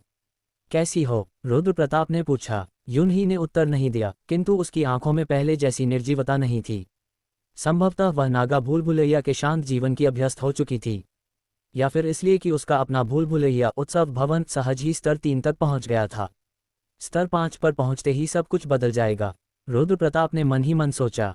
स्तर 4 तक भूल भुलैया केवल ढांचा बनाती हैं, किंतु स्तर 5 से उनका वास्तविक विकास आरंभ होता है और उसी के साथ उनके स्वामी भी। रुद्र प्रताप स्वयं इसका साक्ष्य था। मुझे आशा है वह दिन शीघ्र आए, उसने कहा। तुमसे पूछने के लिए मेरे पास असंख्य प्रश्न हैं। तभी स्वामी डोमिनिका की पुकार ने उसे विचारों से बाहर खींच लिया। तुमने तो कहा था कि अब कोई प्रतिनिधि नहीं बचे। रुद्र प्रताप ने पूछा। ये प्रतिनिधि नहीं है, यह एक भाड़े का योद्धा है। भाड़े के योद्धा अब विशेष आकर्षण नहीं रखते थे, नागा स्वयं ही अत्यंत शक्तिशाली हो चुके थे। डोमिनिका, क्वान से बात करो, यदि योग्य लगे तो नियुक्त कर लेना, नहीं तो विदा कर देना। डोमिनिका ने सिर हिलाया, फिर अचानक रुद्र प्रताप के हाथ थाम लिए। पर यह साधारण भाड़े का योद्धा नहीं है। उसका चेहरा उत्साह से चमक उठा। ये नायक स्तरीय भाड़े का योद्धा है। नायक स्तरीय योद्धा वही है क्या? रुद्र प्रताप ने पूछा। विस्तारित भूल भुलैया के सराय कक्ष में एक अपरिचित आकृति गर्व से खड़ी थी। मेरे सम्राट के प्रति निष्ठा। क्वांस नींद से जागते ही गर्जना करता हुआ बोला। सराय में उपस्थित सभी नागा एक साथ झुक गए, पर वह रहस्यमय योद्धा 1 इंच भी नहीं हिला। सराय में उपस्थित समस्त नागाओं ने एक साथ अपने सिर झुकाकर अपने स्वामी का अभिवादन किया, किंतु उनके बीच खड़ा वह रहस्यमय व्यक्ति टस से मस भी नहीं हुआ।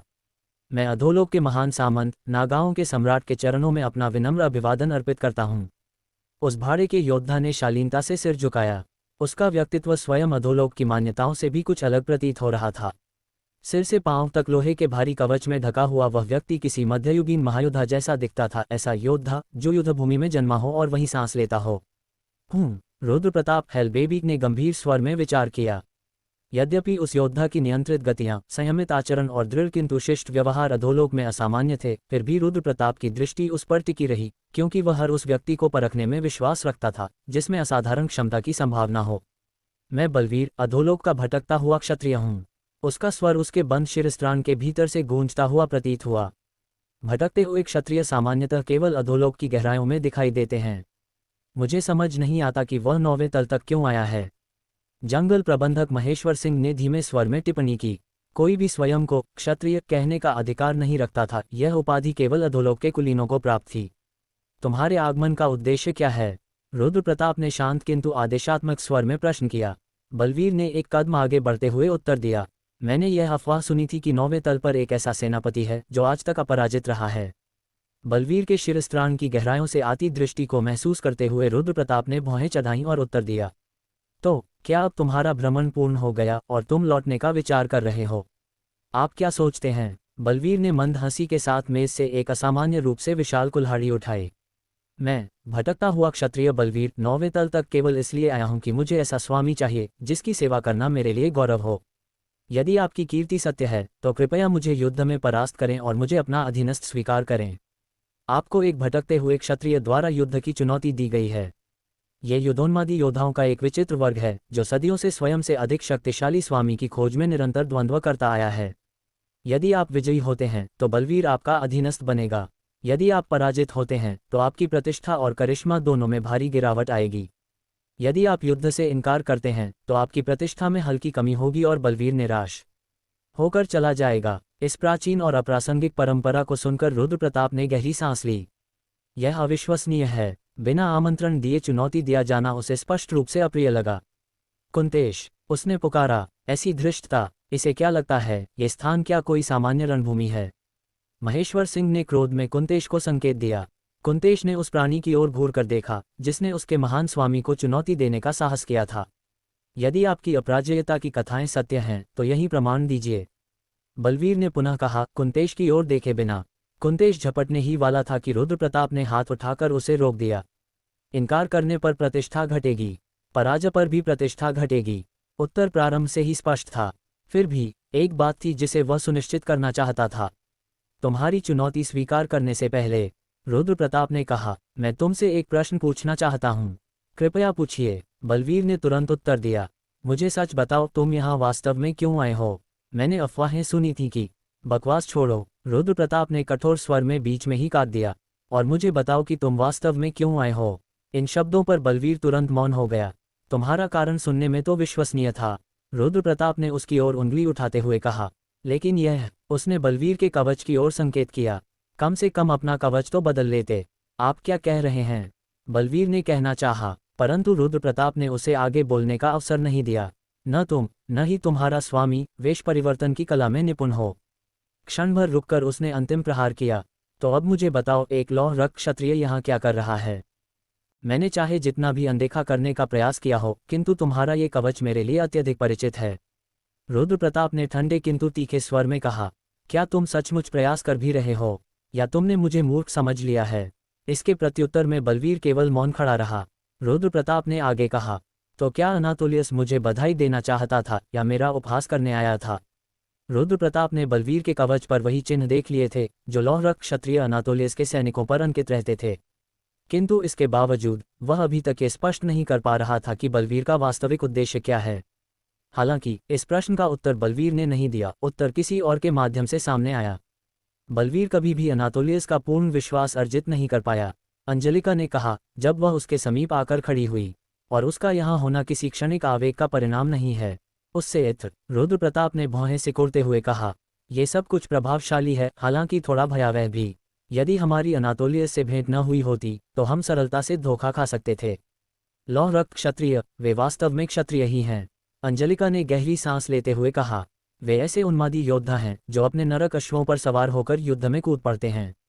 उनकी क्रूरता की कोई तुलना नहीं। किंतु बलवीर, उसका वाक्य अधूरा सा था, मानो वह उसकी प्रतिष्ठा पर प्रकाश डालना चाह रही हो। वह किसी भी सवारी पर आरूढ़ नहीं हो सकता। जो क्षत्रिय सवारी न कर सके उसे लौह रक्त क्षत्रियों में सम्मान नहीं मिलता। और यह कोई वेश परिवर्तन की असफलता नहीं है।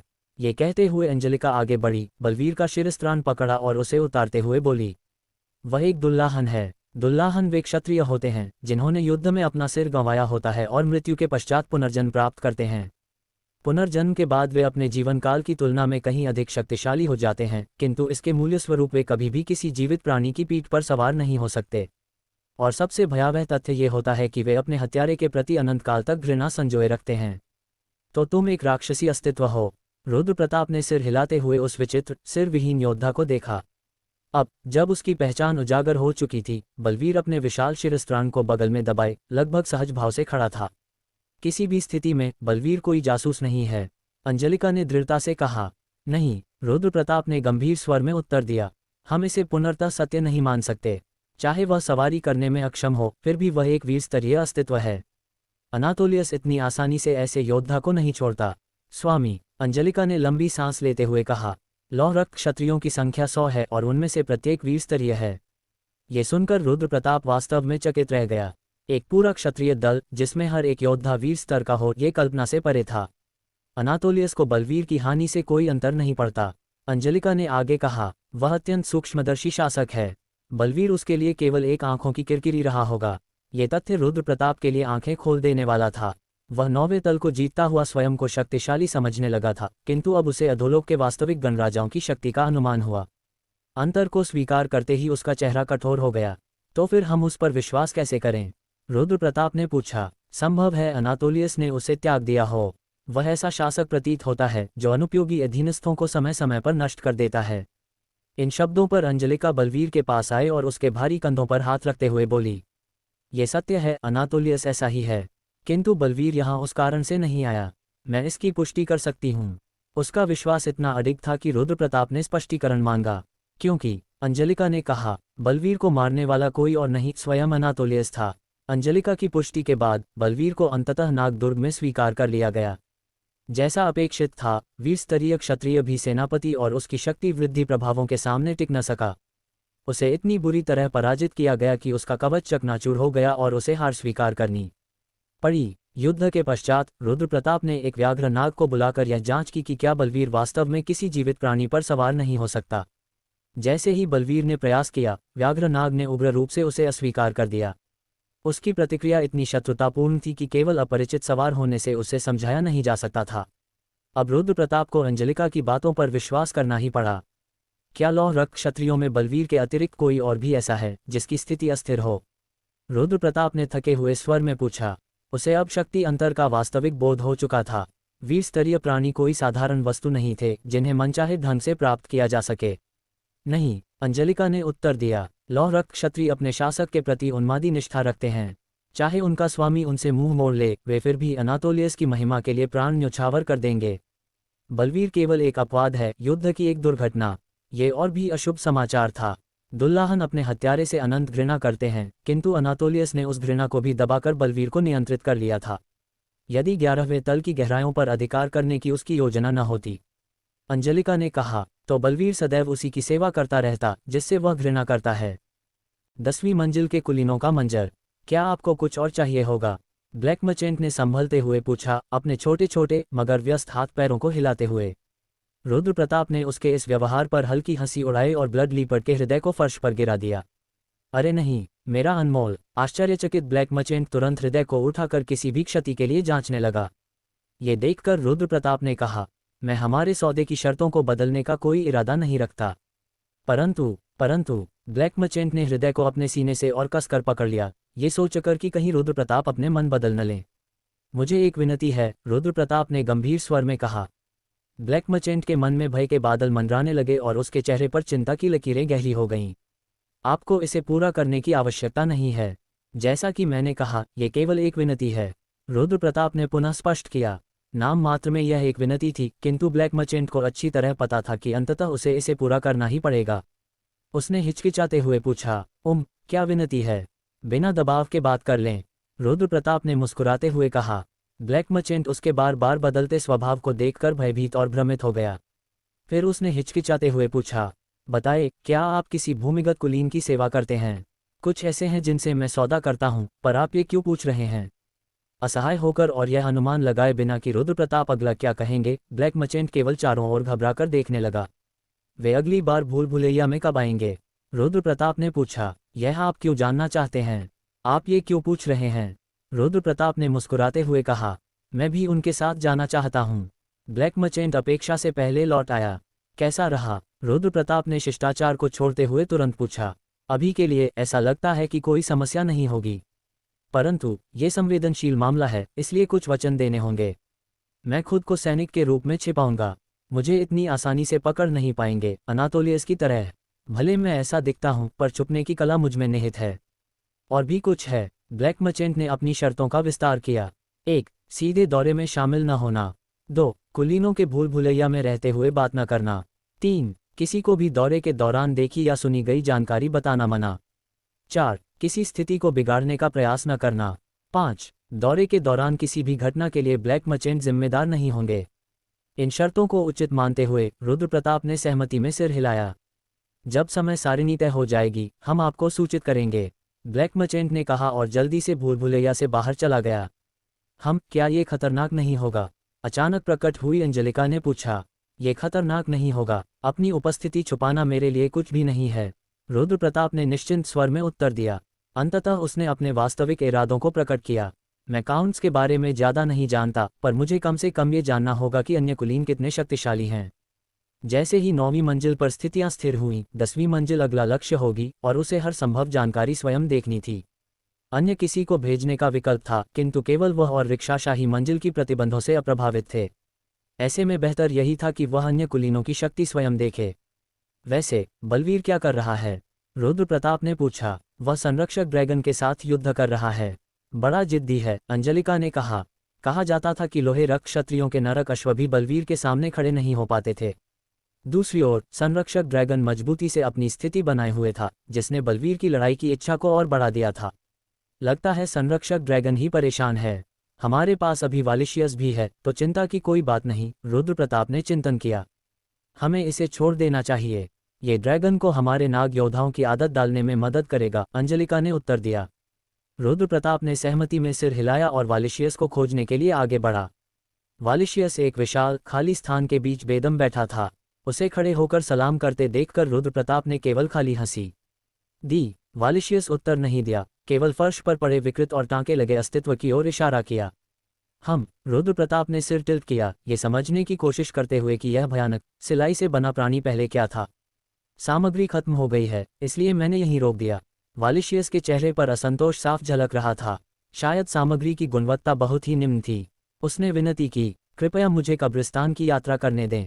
एक बार जाने दें, मैं आपके लिए कुछ भी बना दूंगा। कई दिन बीत चुके थे, किंतु रुद्र प्रताप अप्रभावित रहे। कम से कम मेरी बनाई हुई चाइमेराओं को वापस करें, मैं अपना कार्य पूरा करूंगा, भले ही उसे विच्छेद करना पड़े।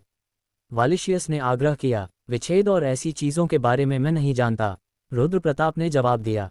वालिशियस ने नाग भूल भुलैया में अपना स्थान बनाते हुए पहले ही कई बार सामग्री चुराई थी। बिना ये पूछे कि वह सामग्री का क्या करेंगे, रुद्र प्रताप ने उसे कठोर चेतावनी दी। मैं कभी भी कब्रिस्तान का कोर नष्ट कर सकता हूँ। कब्रिस्तान का कोर नष्ट होना किसी भी मालिक के लिए अनदेखा नहीं किया जा सकता। अब ये वालिशियस को बंधक बनाने का माध्यम बन चुका था। उसका चेहरा पीला पड़ गया और उसने सिर झुका लिया। अब इसे जल्दी बना, मैं आवश्यक सामग्री उपलब्ध कराने का विचार करूंगा, रुद्र प्रताप ने आदेश दिया। दृश्य में उसकी कठोरता स्पष्ट थी, किंतु यह उसे प्रभावित नहीं कर रहा था। वालिशियस वास्तव में टाइगर ड्रैगन और ब्लड लीपर्ड के शव से चाइमेरा बनाने का प्रयास कर रहा था और पलटवार की राह तलाश रहा था। रुद्र प्रताप कभी भी उस व्यक्ति को आसान जीवन नहीं देगा, जिसने एक बार उसे मारने की कोशिश की थी। ओह, और लगता है तुम्हारा स्वास्थ्य ठीक नहीं है। मैं एक पुजारी भेज दूंगा। रुद्र प्रताप के ये शब्द संकेत थे कि वालिशियस को मजबूत होना होगा ताकि वह उसका उपयोग कर सके। आपकी परवाह के लिए मैं विनीत हूँ। उसने वालिशियस के हताश स्वरूप पर कंधा उचकाया और बाहर निकल गया। हॉय, जो डर के मारे कमरे में प्रवेश करने से कतराती थी, अपनी छुपी जगह से बाहर आए और स्नेहपूर्वक रुद्र प्रताप की ओर बढ़ी। उस पर और कड़ी नजर रखो। यदि सबसे छोटा शक भी हो, तुरंत मुझे सूचित करना। रुद्र प्रताप ने उसका सिर सहलाया और वह फिर अंधकार में गरजते हुए लौट गई। बलवीर की दृढ़ता अत्यंत प्रबल थी। सशक्त और विशाल टाइगर ड्रैगन भी उसके सामने टिक न सका, लेकिन टाइगर ड्रैगन भी अपनी तरह से जिद्दी था। फर्श पर थक कर पड़ा हुआ था, फिर भी बलवीर को अस्वीकार कर रहा था। उस गरीब प्राणी को परेशान करने की बजाय कुछ अधिक उपयोगी कार्य क्यों न करें। आप यहाँ हैं। बलवीर ने थके हुए टाइगर ड्रैगन से ध्यान हटाया और रुद्र प्रताप के सामने विनम्रतापूर्वक झुका। ये प्राणी उन कमजोर नरक अश्वों से अधिक बहादुर प्रतीत होता है, पर लगता है मैं इसे भी नहीं काबू कर सका। बलवीर की शिकायत सुनते हुए बिल्ली जाति की महिला, जो चुपचाप सब देख रही थी, ने टाइगर ड्रैगन को हटाया। उसने ये सुनिश्चित करना चाहा कि बलवीर उसे फिर परेशान न करे। मैं तुम्हारे लिए योग्य सवारी बना रहा हूँ, इसलिए प्रतीक्षा करो। दूसरों के जीवन को कठिन मत बनाओ। हाँ, मैं समझ गया। वैसे कुछ और बातें हैं जो मैं आपसे पूछना चाहता हूँ। कृपया। रुद्र प्रताप ने मन में उठ रहे सभी प्रश्न पूछने शुरू किए। क्या तुम मुझे सब कुछ बताओगे जो तुमने 9वीं मंजिल पर चढ़ाई के दौरान देखा? उदाहरण के लिए, तुम 11वीं मंजिल से आए हो तो 10वीं मंजिल को भी पार किया ही होगा। बलवीर ने प्रश्न की दिशा समझी और सोचते हुए उत्तर दिया। साधारण शब्दों में कहूं तो 10वीं मंजिल बस एक ढेर है। कुलीन प्रतिष्ठा में जन्मे हैं, इसलिए युद्ध नहीं जानते। उनके चारों ओर के लोग भी उसी जीवन को जीते हैं, इसलिए आलस्य हर जगह व्याप्त है। विस्तार से बताओ। कुलीन विलासिता और सुख की आदतों से विषाक्त हैं, उन्होंने अपने भूल भुलैया की रक्षा की उपेक्षा की है। उनकी दीवारें केवल सजावट से भरी हैं और उनके चारों ओर की प्राणियों ने अपने दांत और नाखून की उपयोगिता इतनी खो दी है कि वे स्वयं ही उन्हें तोड़ने लगे हैं। बलवीर की तीखी प्रतिक्रिया दर्शाती है कि वह 10वीं मंजिल से काफी नाखुश था। 10वीं मंजिल पर केवल कथाकारों को युद्ध कौशल वाले योद्धाओं से अधिक पसंद किया जाता है। उन्होंने अपनी पराजय की इतिहास भी भुला दिया है और केवल टैरानों की वस्तुओं की इच्छा में खो गए हैं। अगर मुझे 100 नाग दिए जाएं तो मैं उन्हें अभी मिटा सकता हूं। फिर से कहो। 100 नहीं, यहां तक कि 70 नाग भी नहीं। उससे पहले रुद्र प्रताप के शब्दों पर बलवीर ने सिर टिल्ट किया और ऐसा प्रतीत हुआ कि वह सोचने का अभिनय कर रहा है। पर शायद वह वास्तव में उतना सरलमना ही था जितना वह दिखता था, इसलिए रुद्र प्रताप ने पुनः पूछा, 10वीं मंजिल के कुलीन क्या चाहते हैं? रुद्र प्रताप की आंखें चमक उठीं जब उसने बलवीर की ओर देखा। वे तो अपनी पराजय के इतिहास तक को भूल चुके हैं, बलवीर ने पुनः गंभीर स्वर में कहा। और अब वे मनुष्यों द्वारा बनाए गए तुच्छ अवशेषों और कलाकृतियों के प्रति अंधी लालसा में डूब चुके हैं। उदाहरण के लिए, किस प्रकार की वस्तुएं? रुद्र प्रताप ने रुचि दिखाते हुए प्रश्न किया। रुद्र प्रताप की आंखों में जगी उत्सुकता को देखकर बलवीर का स्वर अचानक जीवंत हो उठा। वह उत्साहपूर्वक उन वस्तुओं के बारे में बताने लगा, किंतु उसकी बातों से स्पष्ट था कि जिन वस्तुओं के लिए 10वीं मंजिल के कुलीन भारी मूल्य चुका रहे थे, वे वस्तुतः साधारण, खोखले और लगभग कबाड़ के समान थीं। यह विचार ही हास्यास्पद था कि ऐसी चमकदार परंतु निरर्थक वस्तुओं के कारण उनकी भूल भुलैया की सुरक्षा व्यवस्था दिन प्रतिदिन कमजोर होती जा रही थी। किंतु ये नवीन सूचना रुद्र प्रताप के मन में किसी बीज की भांति अंकुरित होने लगी।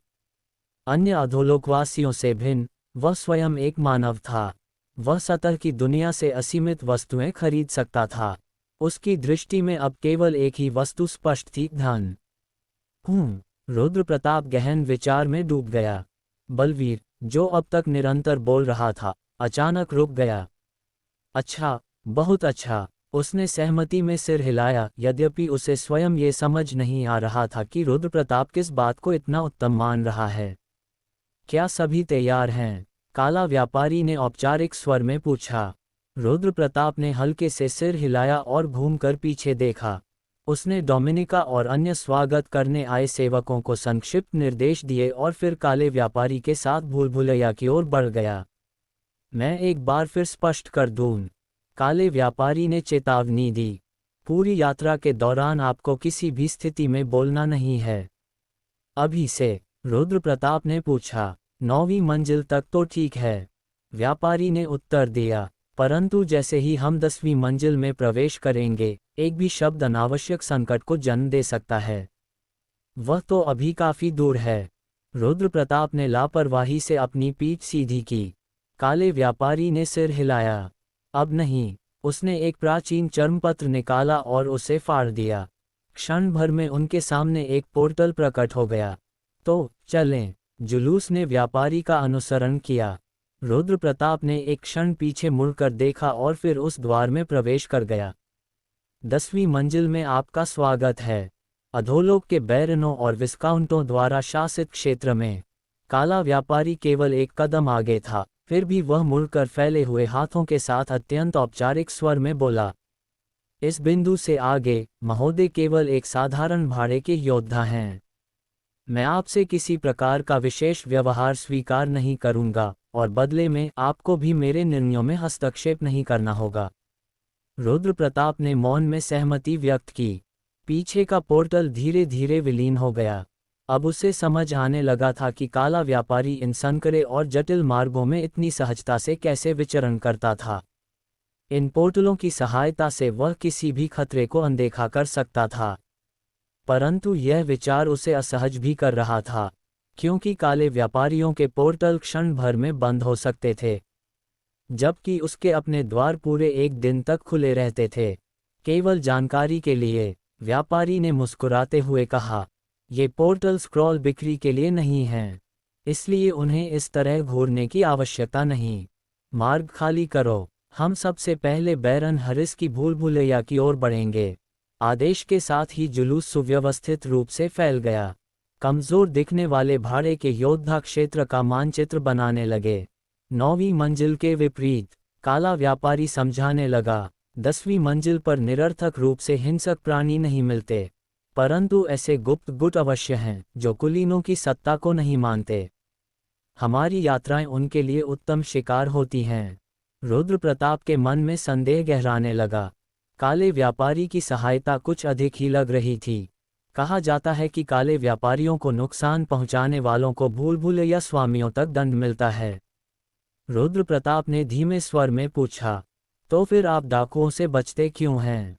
क्योंकि भूल भुलैया स्थिर होती है, व्यापारी ने शांत स्वर में कहा। और चोर नहीं। उसी क्षण अग्रिम पंक्ति के एक योद्धा ने संकेत दिया, क्या आपने पूछा था कि क्या हम पर हमला होता है? काले व्यापारी की आंखों में ठंडक चमकी। बिल्कुल नहीं। उसके शब्द समाप्त भी नहीं हुए थे कि हुड्धारी योद्धाओं ने अपने आवरण उतार दिए। बाद में दंड देने के बजाय उसने कठोर स्वर में कहा, मैं उन्हें यहीं समाप्त करना पसंद करता हूँ। चीखें गूंज उठीं। युद्ध प्रारंभ हो चुका है। 10वीं मंजिल के डाकू काले व्यापारी के जुलूस पर आक्रमण कर चुके हैं। आधे घंटे से भी कम समय में 5 नायक स्तरीय योद्धाओं ने सभी शत्रुओं का संहार कर दिया। रुद्र प्रताप मौन रहा। अब वह भली भांति समझ चुका था, काला व्यापारी केवल व्यापारी नहीं था, और यह यात्रा केवल व्यापार के लिए नहीं थी। बैरन हरिस द्वारा भेजे गए प्राणी अत्यंत विचित्र स्वरूप के थे। उनकी वास्तविक आकृतियां घने धुएं जैसे काले कुहासे में पूरी तरह ढकी हुई थीं, मानो वह धुआं स्वयं जीवित हो और जानबूझकर उनके असली रूप को छिपा रहा हो। बैरन आपकी प्रतीक्षा कर रहे हैं, उनमें से एक ने निर्जीव स्वर में कहा। ओह, बैरन को प्रतीक्षा करवाने के लिए क्षमा चाहता हूँ, काले व्यापारी ने उत्तर दिया। इस बार उसके स्वर में असामान्य स्पष्टता और शक्ति थी, जो उसके सामान्य स्वरूप से भिन्न प्रतीत होती थी। ये स्पष्ट नहीं था कि धुएं में छिपी आकृतियां 2 थीं, 3 थीं, या फिर 10। परंतु धीरे धीरे कई रहस्यमय साए उस काले कुहासे से बाहर निकल आए और आगे बढ़ने लगे। रुद्र प्रताप ने हल्के से सिर झुकाया और उस जुलूस को देखा, जो काले धुएं के मार्गदर्शन में भूल भुलैया की और भी गहराइयों में प्रवेश कर रहा था। व्यापार के माध्यम से चाहे जितना भी विश्वास स्थापित हो गया हो, काला व्यापारी अंततः एक बाहरी ही था। फिर भी बैरन हरिस द्वारा उसके पूरे जुलूस को सुरक्षित मार्ग प्रदान करना, ये बात रुद्र प्रताप को सहज नहीं लग रही थी। मार्ग अत्यंत भव्य था। चारों ओर मूर्तियां, अलंकरण, कीमती सजावट, सब कुछ इतना भड़कीला कि पहली दृष्टि में वह स्थान किसी राजसी महल से कम नहीं लगता था। किंतु यही भव्यता उसकी सबसे बड़ी कमजोरी भी थी। मार्ग चौड़े थे, खुले थे और रक्षा की दृष्टि से अत्यंत अनुपयुक्त। सबसे विचित्र बात यह थी कि 9वीं मंजिल की भूल भुलैयाओं के विपरीत यहाँ एक भी जाल दिखाई नहीं दे रहा था। रुद्र प्रताप के मुख से अनायास ही यह स्वर निकल गया। काले व्यापारी ने तुरंत उसकी ओर तीखी दृष्टि डाली और संकेत के रूप में अपने हुड को और नीचे खींच लिया। अप्रत्याशित रूप से काला धुआं उन्हें केवल भूल भुलैया के केंद्र तक ही नहीं, बल्कि सीधे स्वामी कक्ष तक ले आया। जैसे ही वे उस वैभवशाली कक्ष में प्रविष्ट हुए, एक भयानक गूंजती हुई आवाज गूंजी। ओह, तो तुम आ ही गए। जो धुआं अब तक मार्गदर्शक था, वही संकुचित विस्तारित होकर एक विकराल आकृति में बदल गया। वही था बैरन हरिस, एक जले हुए अग्निकुंड से बची कालिक के ढेर के समान, उदास, विकृत और भयावह। क्या आप कुशल हैं, महोदय? काले व्यापारी ने विनम्रता से पूछा। निश्चय ही, हरिस गर्जा। कौन साहस करेगा मुझे, अराजक हरिस को छेड़ने का? उसका स्वर क्रोध से कांप रहा था। चारों ओर तैनात प्रहरी स्वतः ही हंस पड़े। रुद्र प्रताप मौन रहकर यह सब देखता रहा। काला व्यापारी हरिस के मूड को भांपते हुए और अधिक सौम्य स्वर में बोला, मैं वे सभी कलाकृतियां ले आया हूं जिनकी आपने मांग की थी। ओह ओह, सौदे की प्रक्रिया आश्चर्यजनक रूप से सरल थी। काले व्यापारी ने जुलूस के मध्य से एक विशाल लकड़ी का संदूक उठाया और सीधे सिंहासन के सामने रख दिया। हरिस के धुएं से बने शरीर के किनारे थरथराने लगे और संदूक का ताला अपने आप टूट गया। तुम सब कुछ ले आए? हरिस प्रसन्नता से चिल्लाया, जैसा कि काले व्यापारियों से अपेक्षित है। उत्तम, अत्यंत उत्तम। संदूक में रखी वस्तुएं, स्वर्ण मूर्तियां, जड़ाऊ सजावटी वस्तुएं, कृत्रिम दाउन रत्नों से सजी निरर्थक सज्जाएं, अधोलोक में जीवन के लिए पुनर्तः अनुपयोगी थीं। फिर भी हरिस का धुएं से बना शरीर आनंद से कांप रहा था, मानो उसे कोई अमूल्य खजाना प्राप्त हो गया हो। रुद्र प्रताप के लिए यह दृश्य हास्यास्पद था। उसकी भूल भुलैया के बाहरी क्षेत्र में डाकू खुलेआम आक्रमण कर रहे थे और बैरन हरिस केवल विलासिता में डूबा हुआ था। उसी क्षण उसे बलवीर के शब्द याद आए, 10वीं मंजिल के कुलीन अपने कर्तव्य भूल चुके हैं। अब उसकी दृष्टि एक और बात पर पड़ी, अत्यंत सुसज्जित भूल भुलैया कोर्ट स्तर 8। इतनी भव्यता के बावजूद कोर्ट केवल 8वें स्तर का था। गहराई की इस मंजिल पर निवास करने वाले एक विस्काउंट के लिए ये शर्मनाक रूप से कम था। सौदा बिना किसी विलंब के पूर्ण हुआ। काला व्यापारी और उसके योद्धा लौट चले। इस बार न कोई उन्हें देख रहा था, न कोई विदा देने आया। मार्ग सीधा था, सरल था, न कोई जाल, न कोई भूल भुलैया। दूसरे कुलीन की संपत्ति देखकर आपका पहला अनुभव कैसा रहा? काले व्यापारी ने पूछा। मुझे तो ये संदेह होने लगा, रुद्र प्रताप ने उत्तर दिया, कि क्या हम वास्तव में अधोलोक की गहराइयों में हैं भी या नहीं। वातावरण कुछ अधिक ही ढीला है, व्यापारी ने कहा। रुद्र प्रताप ने नाक से हंसी छोड़ी। ये कुछ अधिक नहीं, ये पूर्ण पतन था। यदि अधोलोक की सारी भूल भुलैयाएं ऐसी ही होतीं, तो मानवता कब की इसे जीत चुकी होती। 10वीं मंजिल के केंद्र के समीप होने के कारण यहाँ रक्षा कमजोर है। व्यापारी ने सफाई दी, थोड़ी बेहतर होना पर्याप्त नहीं है, रुद्र प्रताप ने कठोर स्वर में कहा। व्यापारी ने स्वीकार किया, सच कहूं तो 10वीं मंजिल की अधिकांश भूल भुलैयाएं इसी दशा में हैं। अब रुद्र प्रताप समझ चुका था क्यों एनाटोलियस ने 9वीं मंजिल से सहायता मांगी थी। इसके बाद उन्होंने वलातुस चींटी नरक का स्वामी और जनक्स अंधकार का अधिपति की भूल भुलैयाएं देखीं। नाम भव्य थे, वास्तविकता खोखली, हर जगह सजावट, आडंबर, विलास, पर आत्मा का अभाव। ये तो ऐसे हैं, रुद्र प्रताप ने बुदबुदाया, जैसे बच्चे माता पिता की संपत्ति उड़ा रहे हों। अंततः अंतिम स्थान है बोरियस, पवन को चीरने वाले की भूल भुलैया। काले व्यापारी ने कहा। आशा है, रुद्र प्रताप बोला, कम से कम अब एक सच्ची भूल भुलैया देखने को मिलेगी। काला व्यापारी गंभीर हो गया। बोरियस उन सब से कहीं अधिक भयावह है जिन्हें आपने अब तक देखा है, यहाँ तक कि डाकू भी, उसने धीमे स्वर में जोड़ा, उसकी सीमा के पास जाने का साहस नहीं करते। रुद्र प्रताप मौन रहा, परंतु उसके भीतर एक मुस्कान जन्म ले चुकी थी। अन्य कुलीनों की दयनीय स्थिति को देखने के बाद रुद्र प्रताप के मन में ये धारणा बन चुकी थी कि 10वीं मंजिल के कुलीन केवल नाम के स्वामी रह गए हैं। किंतु इस बार ऐसा प्रतीत हो रहा था कि काला व्यापारी किसी प्रकार की अतिशयोक्ति नहीं कर रहा था। परजीवी की विशेष क्षमता पता लगाना सक्रिय हुई है। दूर कहीं युद्ध चल रहा है। युद्ध में सम्मिलित कुछ दलों ने इस जुलूस को देख लिया है और इस ओर बढ़ रहे हैं। परजीवी की चेतावनी के बिना भी रुद्र प्रताप को वायु में कुछ असामान्य अनुभव होने लगा था। उसने रक्त की गंध महसूस की और उसी क्षण उसका चेहरा कठोर हो गया। रुको, काले व्यापारी ने भी स्थिति की गंभीरता को भांप लिया था। उसने जुलूस को तुरंत रोक दिया, मानो सबसे बुरे की तैयारी कर रहा हो।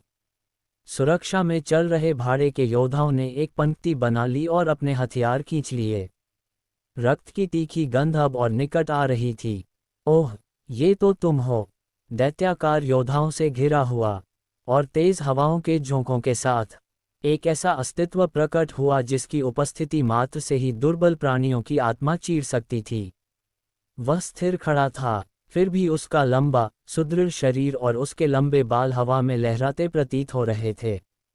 उसके पीछे खड़े विशालकाय योद्धाओं की तुलना में वह पतला और सौम्य दिखता था, किंतु उसकी उपस्थिति पुनर्तः दमनकारी थी।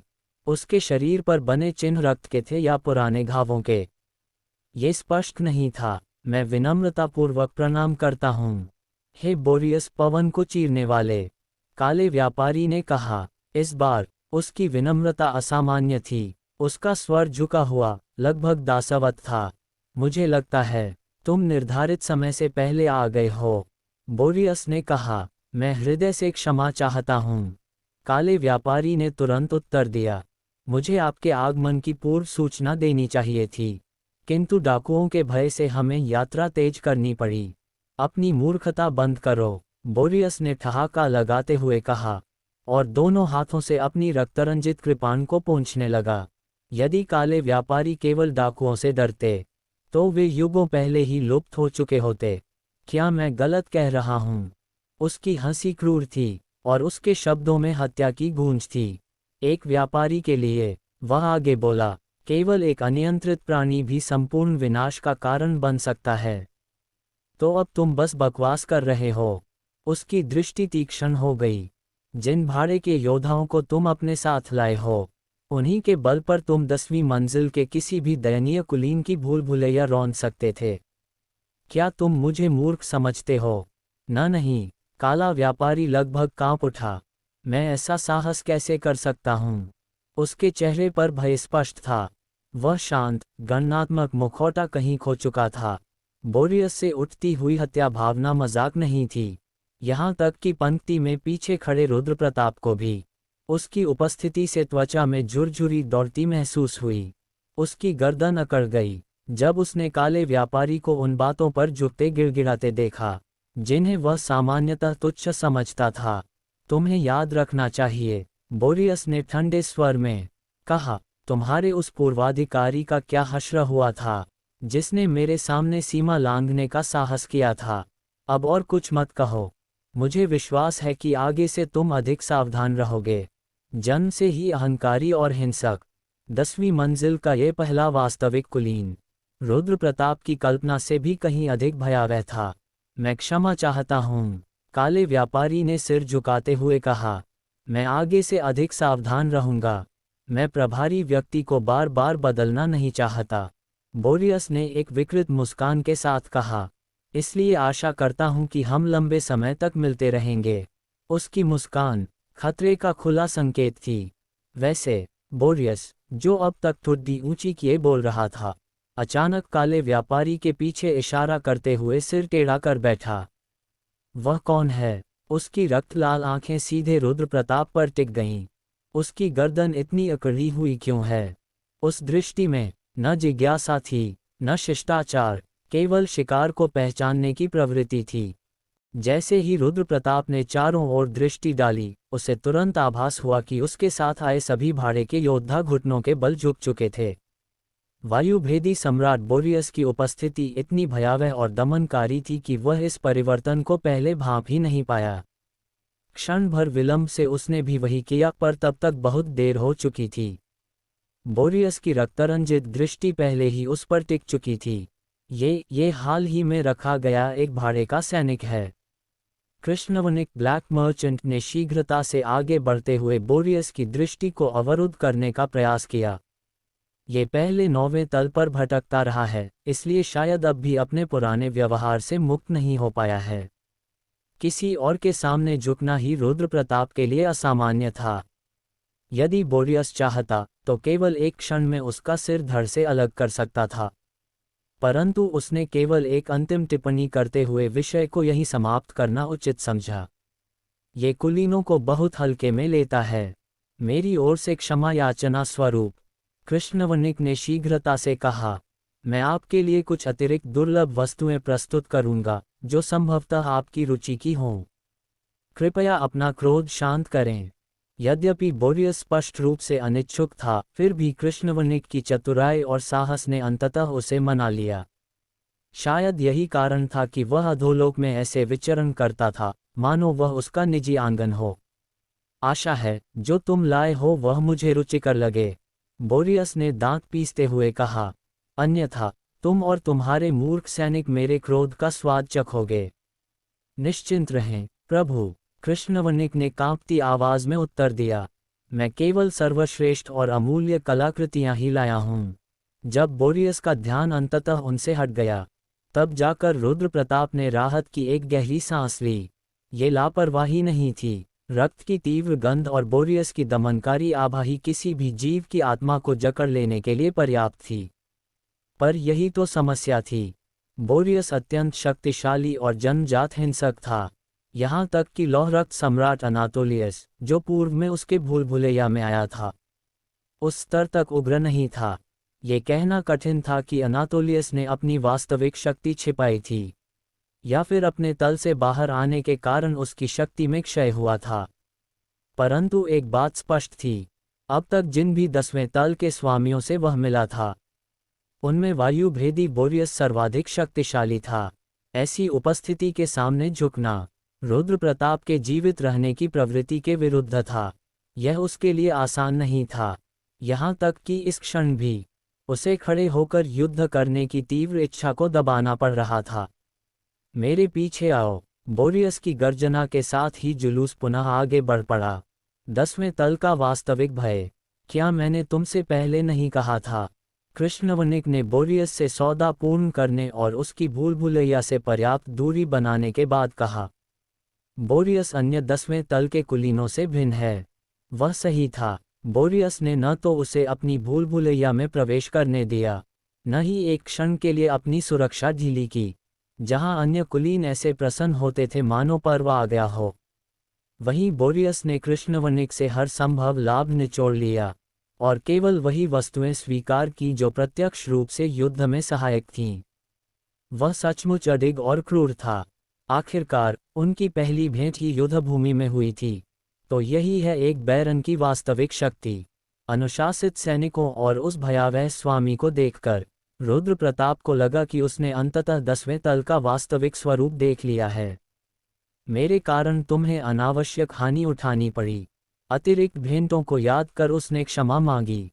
यदि तुम न भी होते, कृष्णवर्णिक हंसा, तो भी बोरियस कुछ न कुछ दोष निकाल ही लेता। वह हमेशा से ऐसा ही रहा है। घृणित प्राणी है। रुद्र प्रताप हंसा, फिर तुरंत संभल गया। या कहें, असाधारण रूप से साधन संपन्न। यदि तुम जैसे और बोरियस जैसे ही लोग रह जाएं, कृष्णवर्णिक ने सिर हिलाया, तो हम व्यापारी बेरोजगार हो जाएंगे। अंततः हम सब तो जीविका के लिए ही संघर्ष कर रहे हैं। रुद्र प्रताप ने व्यंग्य से कहा। कुछ देर बाद वे लौट पड़े। युद्ध की तैयारी। अपनी भूल भुलैया में लौटते ही रुद्र प्रताप ने धर्मवीर डोमिनिक और अन्य सहायकों को एकत्र किया। हम बोरियस को मानक मानेंगे, उसने गंभीर स्वर में कहा।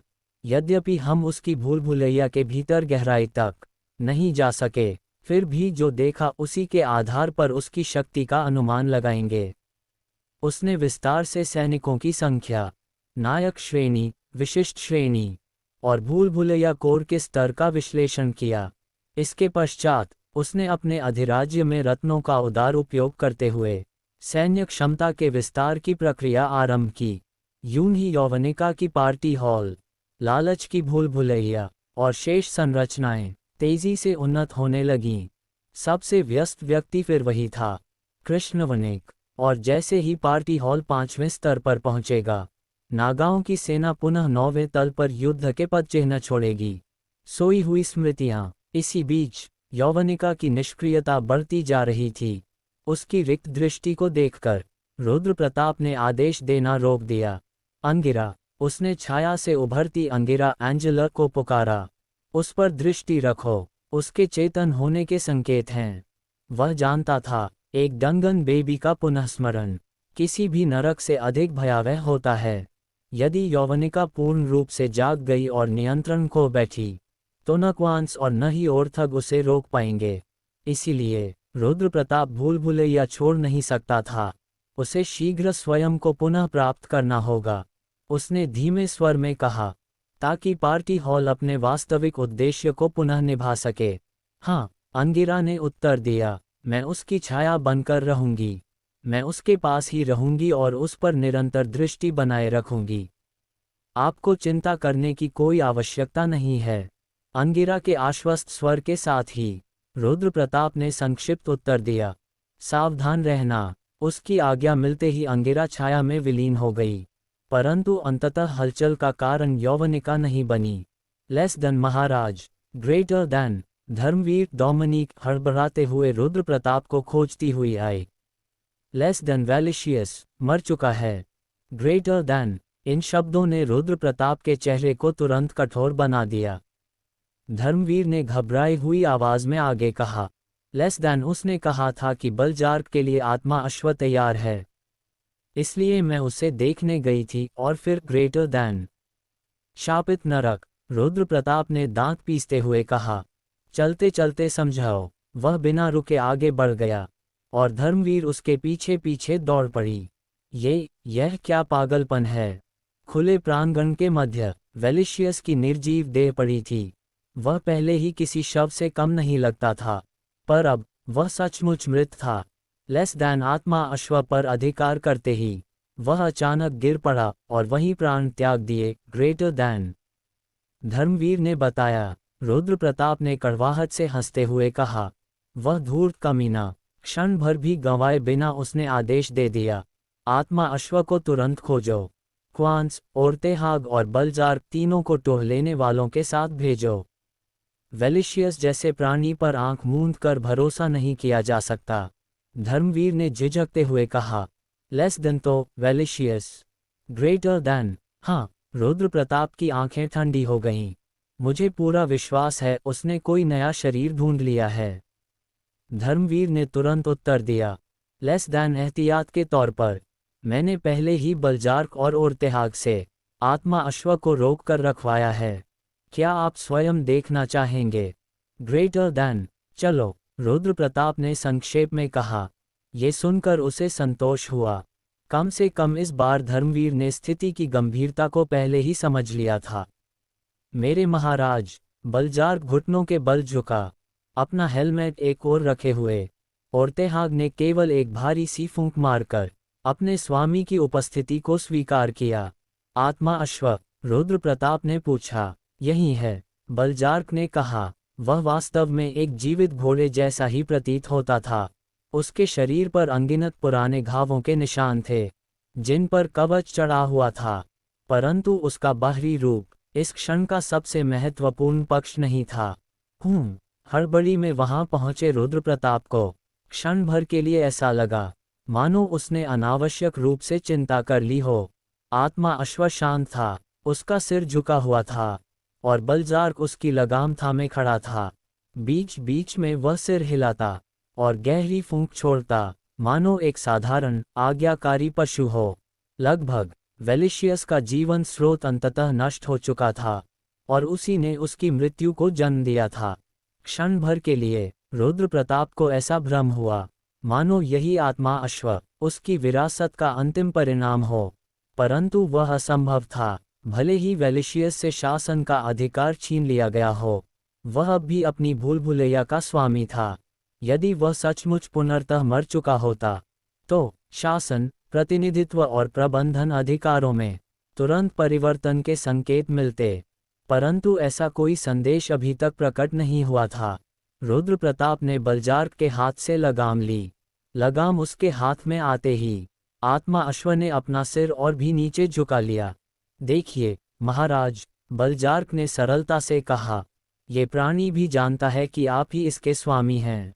उसकी भोली टिप्पणी पर आत्मा अश्व और भी विनम्र हो गया और बलजार्क और अधिक प्रभावित।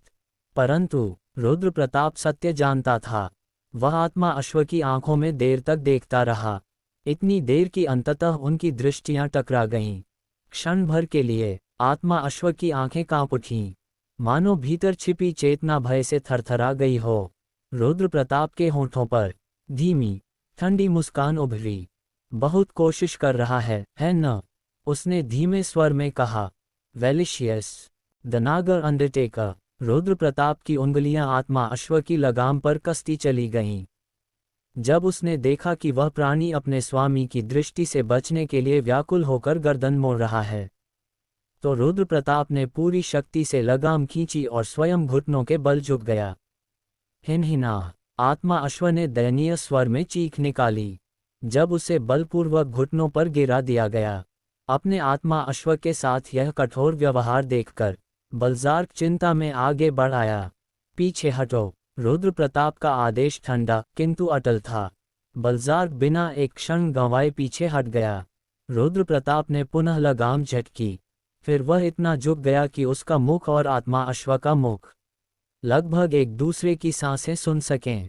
प्राणी इतनी तीव्रता से कांप रहा था कि उसकी आंखें मानो किसी भी क्षण बाहर निकल आएंगी। रुद्र प्रताप ने वही प्रश्न दोहराया, कब तक ये नाटक चलता रहेगा? आत्मा अश्व ने हताश चीख निकाली। उसकी आंखें उन्माद की भांति कांपने लगीं। ठीक है, रुद्र प्रताप ने धीमे स्वर में कहा, पर याद रखो। उसकी आंखों के कोनों से नीली प्रकाश रेखाएं बहने लगीं। तुम्हें सम्मानजनक मृत्यु नहीं मिलेगी। तुम जीवन भर एक दास आत्मा अश्व बनकर रहोगे और उसी रूप में मरोगे। उसका मुक्त हाथ उठा। क्षण भर में वह मुट्ठी बन गया और आत्मा अश्व के सिर की ओर बढ़ने लगा, मानो उसकी खोपड़ी को चूर कर देगा। महाराज रुको! बलजार्क की घबराई हुई पुकार गूंज उठी। रुद्र प्रताप की मुट्ठी केवल एक अंश भर की दूरी पर रुक गई। मेरा शरीर बदल गया है। अंततः वेलिशियस चीख पड़ा। वेलिशियस की योजनाबद्ध पलायन योजना पूरी तरह विफल हो चुकी थी। मैं तो बस ये परख रहा था कि आत्मा अश्व सफल हुआ या नहीं। वह बहाने उगलता चला गया। ये दृश्य दयनीय भी था और घृणित भी। फिर भी रुद्र प्रताप ने तिरस्कारपूर्ण मुस्कान के साथ कहा, मुझे लगभग विश्वास हो ही गया था कि तुम सचमुच एक आत्मा अश्व हो। रुद्र प्रताप की अभिव्यक्ति देखते ही वेलिशियस घबरा गया। मेरी स्थिति मेरी कल्पना से भी बदतर थी।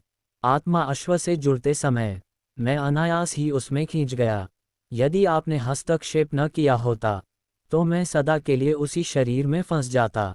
इसके लिए मैं आपका अनंत आभारी हूँ। मृतकों का राजा इस स्तर तक गिर चुका था। ये दृश्य स्वयं में एक अपमान था। पर अब करोगे क्या? रुद्र प्रताप ने उसके खुरों को देखते हुए कहा, उस शरीर में तुम व्यर्थ हो। वेलिशियस मौन हो गया। उसकी आंखें कांप रही थीं, मानो अपनी उपयोगिता सिद्ध करने के लिए तरस रही हों। इसके अतिरिक्त रुद्र प्रताप ने आगे कहा, आत्मा अश्व को युद्धभूमि में बलजार्क की सेवा करनी थी, न कि भूल भुलैया में दास की भांति सड़ना। ये दुर्बल बुझा हुआ शरीर उस प्राणी के लिए उपयुक्त नहीं था जिसने कभी मृतलोक पर शासन किया था, और यही रुद्र प्रताप की अपेक्षा थी। धर्मवीर, उसने आदेश दिया, जो मैंने तैयार करवाया था वह ले आओ। धर्मवीर ने शीघ्रता से सिर झुकाया और कुछ नाग कर्मियों को संकेत दिया। रुद्र प्रताप ने आत्मा अश्व को ठंडी दृष्टि से देखते हुए कहा, मैंने तुम्हारे सारे दयनीय बहाने सुन लिए। कितना हास्यास्पद! वेलिशियस भय से कांप रहा था। मैं तुम्हें अंतिम अवसर देता हूँ। निर्णय तुम्हारा है। इतना कहकर नागकर्मी लौट आए। उनके हाथों में हाल ही में मरे एक नागकर्मी का शव था। यह वेलिशियस का स्वर टूट गया। यही तुम्हारा नया शरीर होगा। रुद्र प्रताप ने कहा, स्वीकार करना या न करना तुम्हारी इच्छा, पर परिणामों की पूरी जिम्मेदारी भी तुम्हारी होगी। 18,230 नागों में कोई भी राजा की आज्ञा का उल्लंघन नहीं कर सकता, चाहे उसकी आत्मा किसी और की हो। रुद्र प्रताप ने पूछा, आत्मा शरीर से बंधी होती है और हम नाग अस्थि मज्जा तक राजा की आज्ञा का पालन करते हैं। वेलिशियस समझ चुका था कि नाग का शरीर स्वीकार करने का अर्थ क्या है। उसके पास आरंभ से ही कोई विकल्प नहीं था। आत्मा अश्व बनकर अनंत काल तक दास्ता झेलना असंभव था। अंततः निराशा से भरी आंखों के साथ उसने उत्तर दिया, मैं केवल आपकी कृपा के लिए धन्यवाद दे सकता हूँ। उसने आंखें बंद कर लीं। धड़ाम! आत्मा अश्व का शरीर निढाल होकर गिर पड़ा। क्षण भर बाद नागकर्मी का शव झटके से उठ बैठा। उसकी आंखें खुलीं। मैं तुम्हें बधाई देता हूँ। रुद्र प्रताप ने कहा, अब तुम भूल भुलैया का हिस्सा हो। वेलिशियस घोषणाएं। वेलिशियस मृतकों का राजा नागकर्मी के शरीर में समाहित हो गया। नाग राजा की पूर्ण शक्ति के कारण वह कभी राजा की अवज्ञा नहीं कर सकेगा। उसका शरीर रूपांतरित हो रहा है। नागकर्मी नागा अंत्येष्टि करता। रुद्र प्रताप ने आज्ञा दी, रुको, फिर चलो। मृत प्राणी डगमगाए और रुक गए। रुद्र प्रताप हंसा, संतुष्ट। वेलिशियस ने अपने स्वामी को देखा। अब वह सब कुछ खो चुका था। आदत डालनी होगी। रुद्र प्रताप ने कहा, समय के साथ डाल लूंगा। वेलिशियस ने शांत स्वर में उत्तर दिया, मैं आपकी सेवा करूंगा। किले से बाहर नहीं जाओगे तब तक तुम्हें स्वतंत्रता है। राजा की उदारता के लिए मैं कृतज्ञ हूँ। मैं राजा की इस महान उदारता के लिए हृदय से कृतज्ञ हूँ। वेलिशियस के स्वर में अब तनिक भी संकोच शेष नहीं था। वह बिना किसी हिचक के भूमि पर घुटनों के बल झुक गया। रुद्र प्रताप ने संतुष्टि भरी दृष्टि से ये दृश्य देखा, फिर धर्मवीर की ओर देखते हुए आदेश दिया, अब से वेलिशियस अपने शोध के लिए जो भी मांगे उसे सर्वोच्च प्राथमिकता दी जाएगी, किसी भी अन्य कार्य से ऊपर। जैसा स्वामी की इच्छा। धर्मवीर ने बिना एक क्षण गंवाए उत्तर दिया। केवल एक शरीर परिवर्तन ही पर्याप्त था, और अब धर्मवीर की दृष्टि में वेलिशियस किसी भी प्रकार का खतरा नहीं रहा था। रुद्र प्रताप ने कठोर स्वर में आगे कहा, आज से तुम केवल वही कलाकृतियां और उपकरण बनाओगे जो मेरे और नागों के लिए प्रत्यक्ष रूप से उपयोगी और लाभकारी हों। मैं आपके प्रत्येक आदेश का पालन करूंगा। वेलिशियस ने पुनः सिर झुकाया। इसके पश्चात वह चुपचाप अपने निवास की ओर विलीन हो गया। अरे अरे संभालो। भूमि पर उसका हेलमेट इधर उधर लुढ़क रहा था।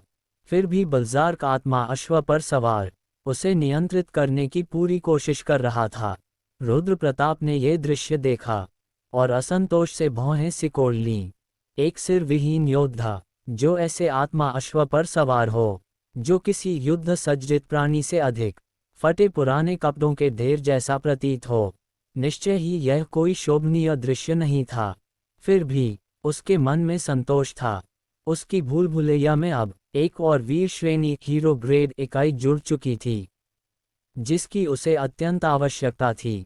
एक सक्षम सेनानायक के नेतृत्व में नागा ड्रैगन नाइट्स अब निस्संदेह अपनी वास्तविक शक्ति और क्षमता प्रदर्शित कर पाएंगे। जहां तक नाग नेक्रोमैंसर वेलिशियस का प्रश्न था, उसकी सेना में सम्मिलित होते ही उसने आश्चर्यजनक उपलब्धियां प्रस्तुत कीं। उसका प्रथम कार्य था आत्मा अश्व को पुनर्जीवित करना, जिससे बलजार्क को युद्धभूमि में आवश्यक गतिशीलता प्राप्त हुई। वर्षों से उपेक्षित मृतकों की सेना को भी उसने पूर्ण रूप से पुनर्गठित और पुनर्जीवित कर दिया। इस नई सेना के जुड़ने से नागा दुर्ग की सुरक्षा कई गुना बढ़ गई। मृत सैनिकों को न नींद की आवश्यकता थी, न विश्राम की। वे एक सर्वगुण संपन्न रक्षा बल बन चुके थे। यद्यपि उनकी सतर्कता और गति कुछ हद तक सीमित थी, परंतु जब उन्हें तीक्ष्ण दृष्टि वाले रेंजरों और नाग योद्धाओं के साथ तैनात किया गया, तो रक्षा व्यवस्था की प्रत्येक कमजोरी पूरी तरह ढक गई। रुद्र प्रताप ने गहरी सांस ली। सब कुछ बहुत अच्छी दिशा में बढ़ रहा है। कुछ ही दिनों में पार्टी हॉल का उन्नयन पूर्ण होने वाला था, और उसके कुछ दिन बाद कब्रिस्तान की सभी संरचनाएं भी पूरी तरह पुनर्स्थापित हो जाएंगी। कल ही तो उसने बोरियस की भयावह शक्ति देखी थी, और आज नागा दुर्ग उसके समकक्ष खड़ा होने में सक्षम हो चुका था। एक भूल भुलैया का स्वामी और 3 अन्य पर संरक्षक अधिकार रखने वाला रुद्र प्रताप अब केवल 9वें तल पर ही नहीं, उससे आगे भी सम्मान के योग्य शक्ति बन चुका था। आप पधार चुके हैं। रुद्र प्रताप ने मुस्कुराते हुए कृष्ण व्यापारी का स्वागत किया, जिससे उसका संबंध पिछली भेंट के बाद और भी सौहार्दपूर्ण हो गया था। महाराज, आपके दुर्ग की विकास गति वास्तव में अविश्वसनीय है। ये सब ऋण ही तो है। रुद्र प्रताप ने सीधी बात कही। एक दिन मुझे ये सब काउंट अनातोलियस को लौटाना ही होगा। वास्तव में कृष्ण व्यापारी द्वारा उपलब्ध कराए गए अधिकांश सैन्य संसाधन अनातोलियस द्वारा समर्थित थे। 11वें तल को उल्टने की उसकी महत्वाकांक्षा के कारण ये समझौता ऋण कहलाने योग्य ही था। फिर भी ये सत्य था कि ये समझौता रुद्र प्रताप के स्वयं के उद्देश्यों से भी मेल खाता था और वह इसका पूरा का पूरा लाभ उठाने वाला था। वैसे कृष्ण व्यापारी ने विषय बदलते हुए कहा, इसी संदर्भ में मुझे आपसे कुछ पूछना है, और यह मेरी बात नहीं है। ये शब्द काउंट अनातोलियस के हैं। अनातोलियस। रुद्र प्रताप ने भौं उठाए। हाँ, लेकिन उससे पहले कृपया ये स्वीकार करें। इतना कहकर कृष्ण व्यापारी ने अपने वस्त्रों के भीतर से एक वस्तु निकाली